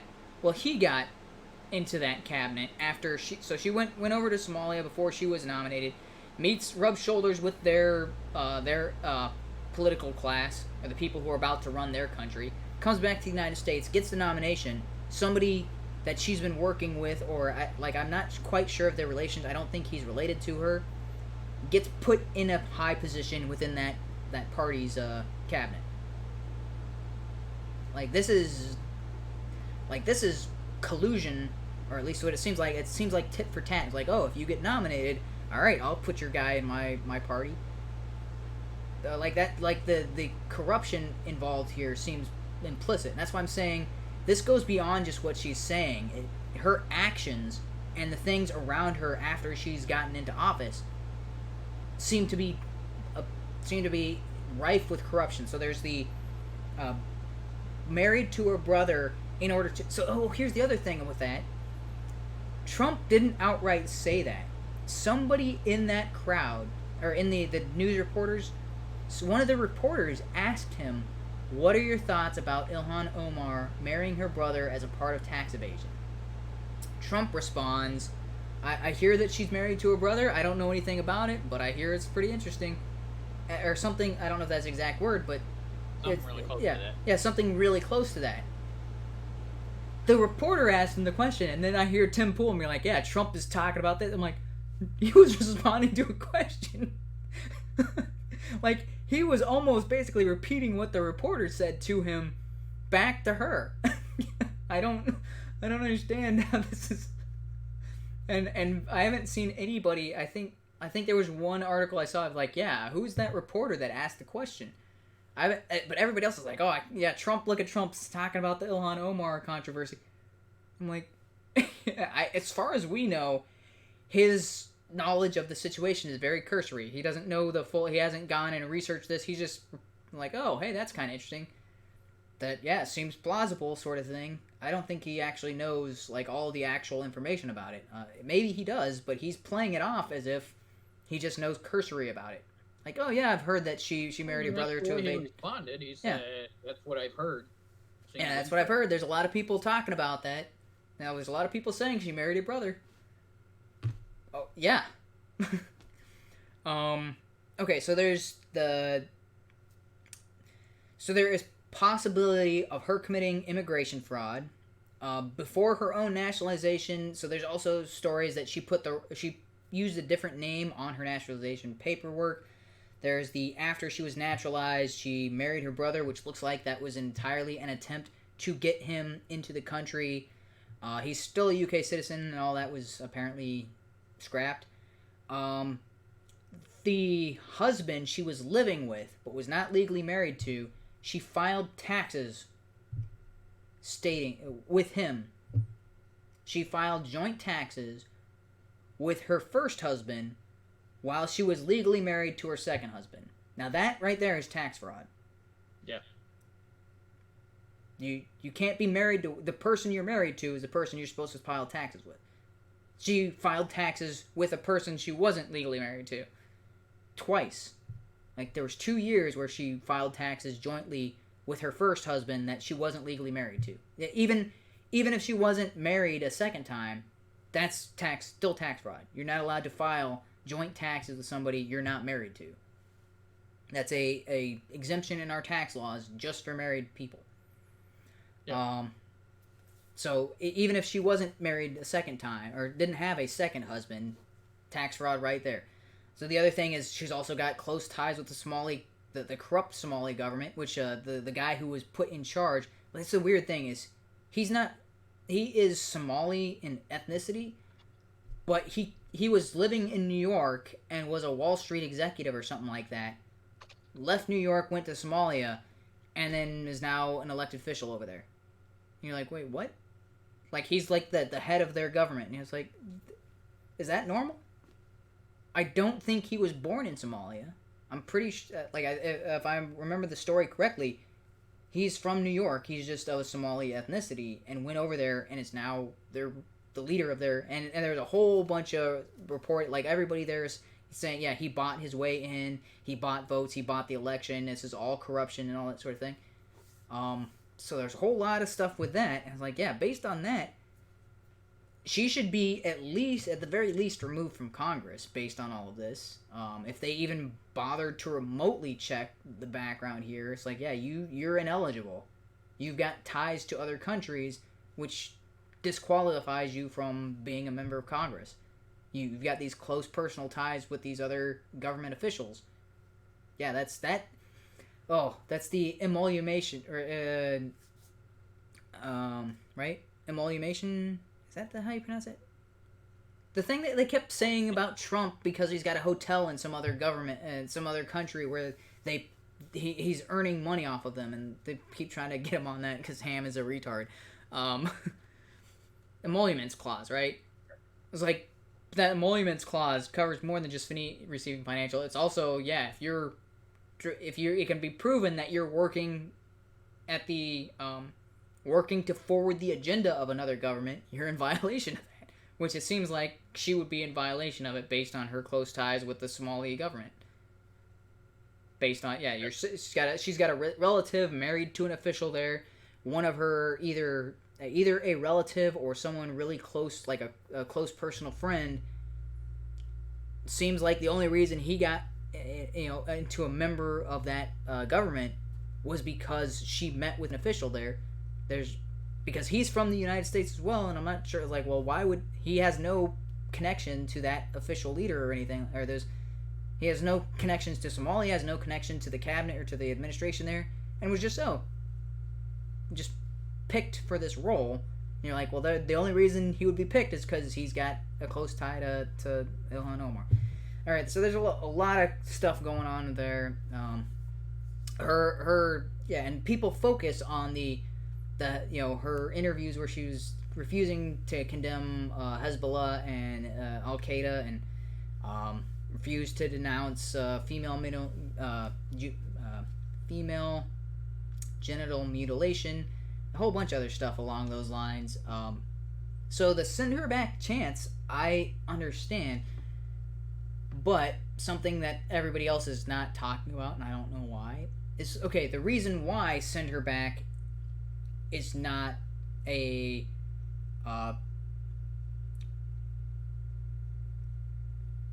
let's see, it's actually not legally permissible given the situation. Now, chance of send her back, okay, I can say send her back, I could chant that all I want right now. I can chant that in any random crowd. Like, I could go to Walmart and chant that about Ilhan Omar. Now, what makes this different is these people were chanting that at a rally with the president. Now, that's where it crosses the line into a call to action. Now, saying it on this stream, or saying it in a crowded area, that would be a form of protest that would be protected under freedom of speech, because I'm just chanting that. I'm saying, hey, this is my views, that she needs to go back and we need to send her back. So I can espouse those views. But when in this situation, they're talking to someone who is in a political position, and they're saying send her back, like as if he has legal authority to do that. He doesn't have legal authority to do that. There's no even the laws that she has violated would not, with the exception of possibly her naturalization paperwork issue that's been brought up. If she signed those papers or those documents fraudulently, hey, that's grounds to kick her back to Somalia. If all of that's on the up and up and she is a naturalized citizen, there's nothing we can do to remove her from the U.S. given our current laws. The other side of that, so it's a call. So this, even though these people may not have seen it as a call to action, this would qualify as a call to action in the same way that you're saying, oh, we need to go out and lynch somebody if you're talking to a crowd of people with tiki torches and nooses. Yeah, that's a call to action. Or they call to milkshake someone. Yeah, call to action. You're calling someone to do... But just send her back as a general statement, or as a, hey, yeah, she needs to go back. Okay.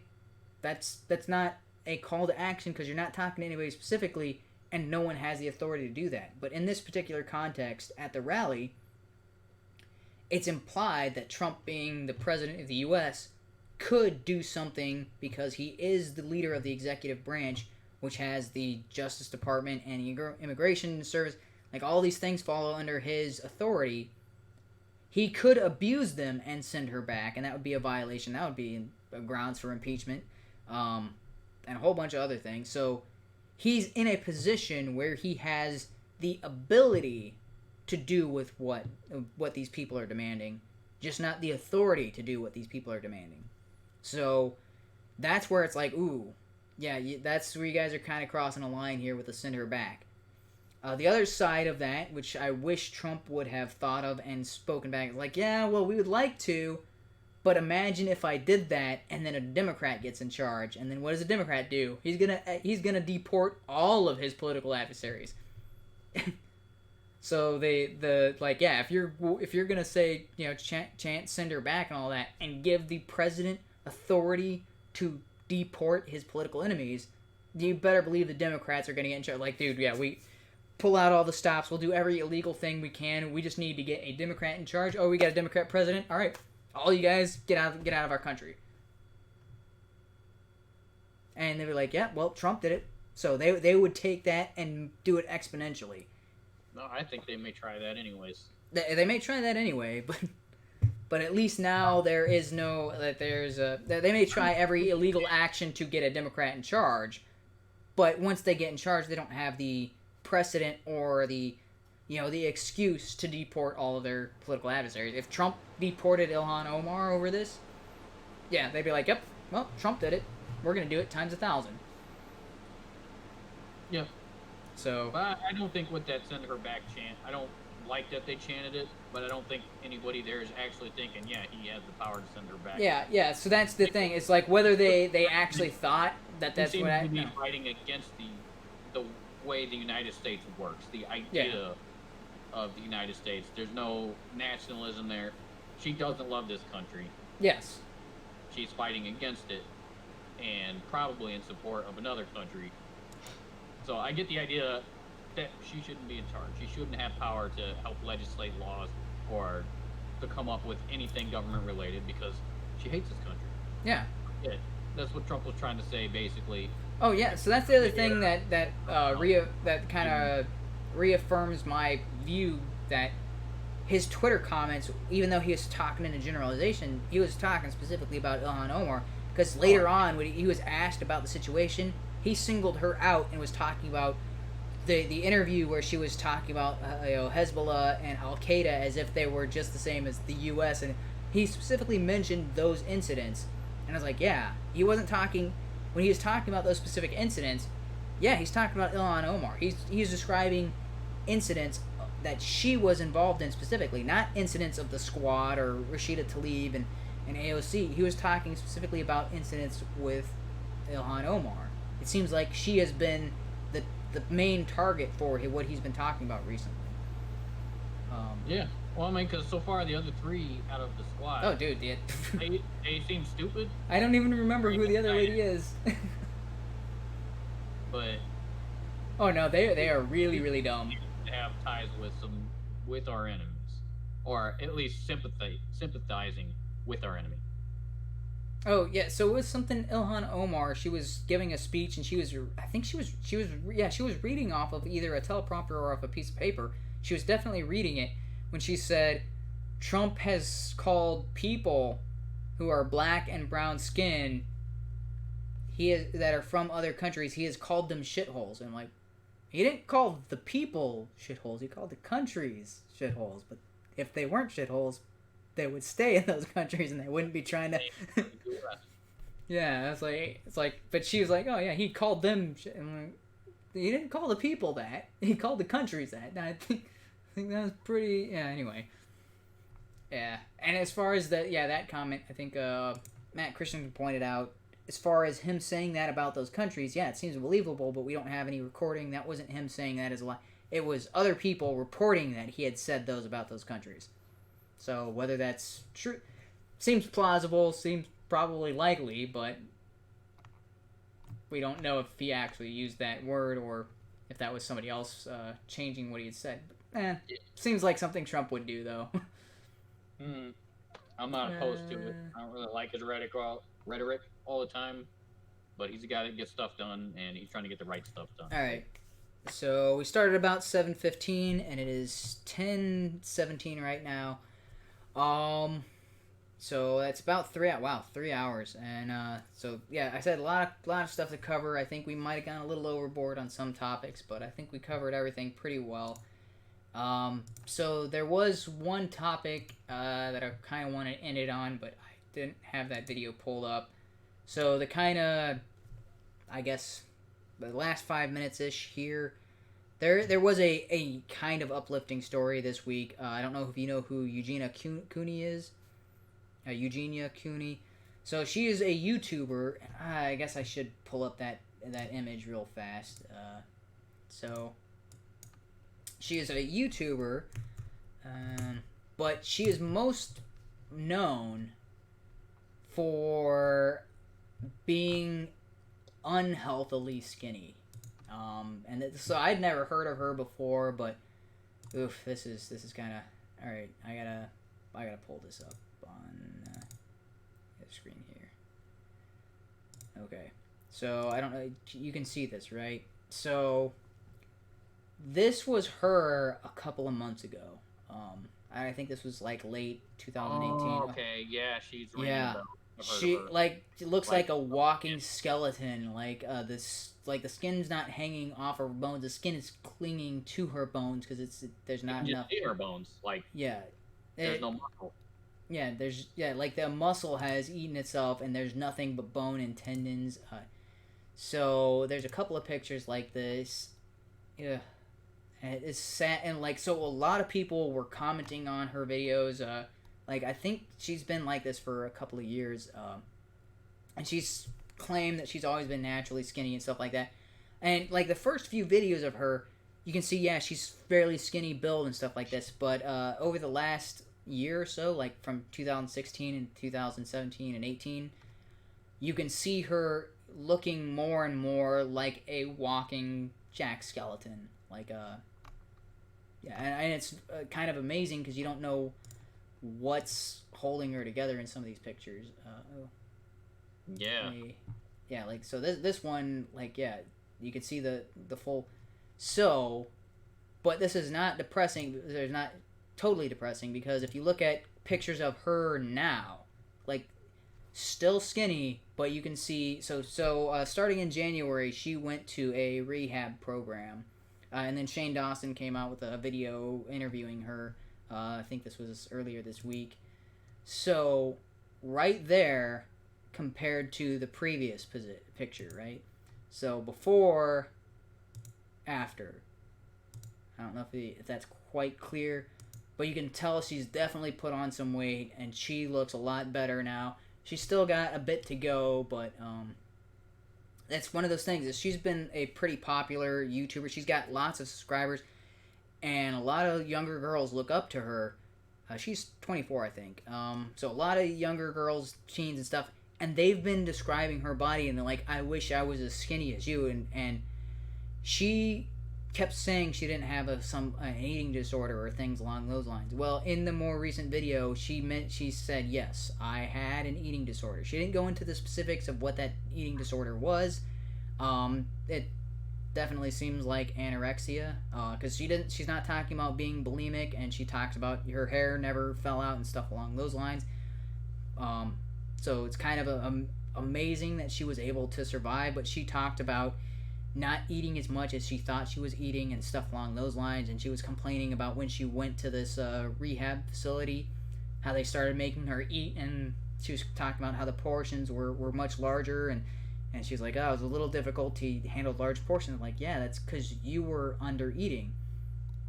So,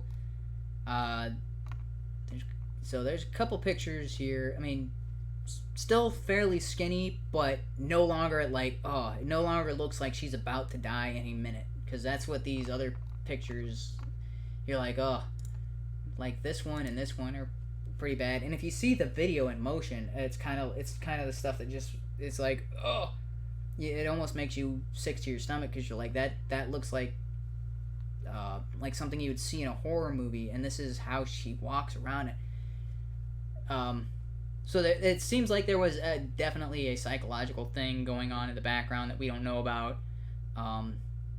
And I guess I'm the armchair psychologist. If you listen to this person, she's got a very upbeat attitude. She gets kind of criticized online and that sort of stuff, and always responds pretty positively to the people who talk about her. And so some people are like, "Oh, hey, you're so pretty.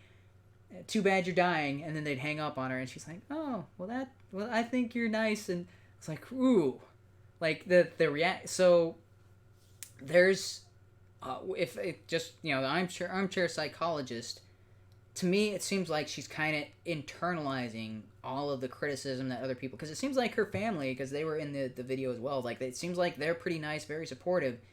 It seems like she's got this unrealistic standard she's set for herself, and it's based on opinions of people online entirely, and it's not based.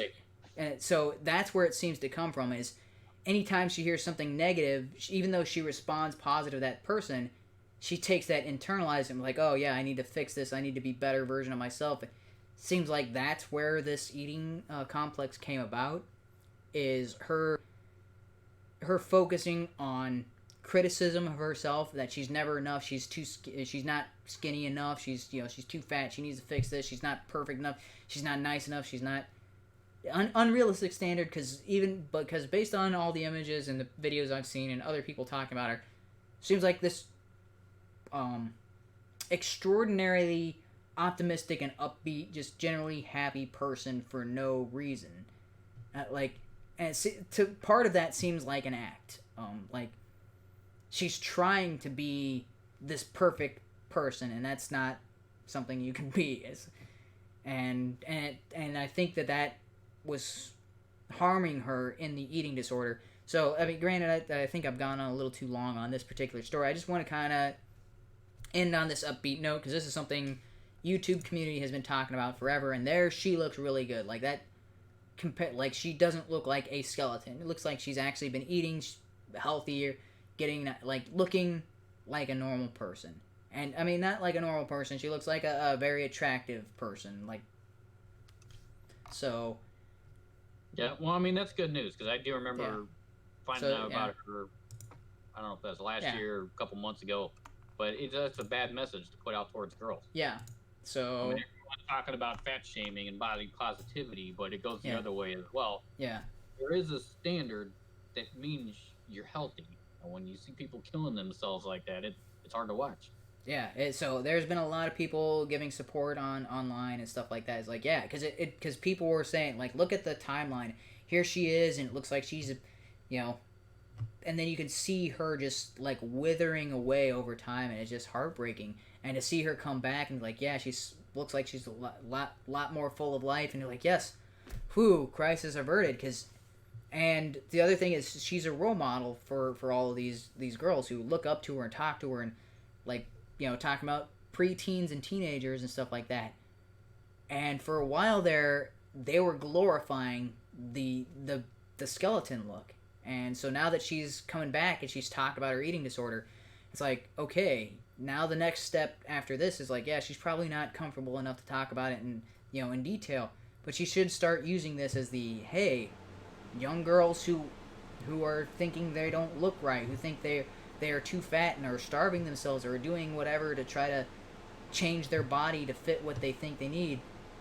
Those are the types of people that she's got a story to talk about. It's like, yeah, this wasn't good for me. It was causing health problems. That's why I needed to go to rehab. And so I think that she's going to be a pretty positive role model going forward for people struggling with an eating disorder like she was. And that's the other thing, is the guy Shane Dawson. I don't know who Shane Dawson is. I've heard his name in passing. But he did an interview for it, and he had an eating condition. So that's why I was listening to this interview, and I was like, oh, wow. So he's like the perfect person to interview, because he's a popular YouTuber and all that sort of stuff. But he talked about his past, where he would, go into the bathroom and cause himself to throw up because he thought he was fat and all that sort of thing. I was like, but, I mean, probably a little chubby or whatever, but yeah, it looks like, yeah, that's in a normal, healthy range. So here's a picture of the two. Like, yeah, he's not like, hey, lard. No, he looks like a normal dude. So, but he struggled with his weight and his eating disorder, and she struggled with a similar eating disorder, so it's nice that both of them were kind of able to come, like, yeah, now, and they're able to come out and talk about that situation. So that's going to be the last, so that's kind of uplifting, or at least a little bit uplifting, and hopefully she goes on and gets to continue to have a career on YouTube and, you know, helping young girls get a positive body image of themselves. Mm-hmm. So, alright, that's all I got. It is, wow, 10:30. It's been maybe we're a little long-winded, or maybe there's just a lot that we try to cram into three hours. Alright, everybody. I don't know if anybody's watching. I did see 2 people on here at one time, but, Yeah, earlier in the stream there were. I still don't see anybody in the chat, but that's everything I had to talk about, and I will see you next Tuesday. And I gotta hit the button. I didn't hit the button. Hey, that's just what I will end our stream on. I'm like, oh yeah, I gotta hit that button.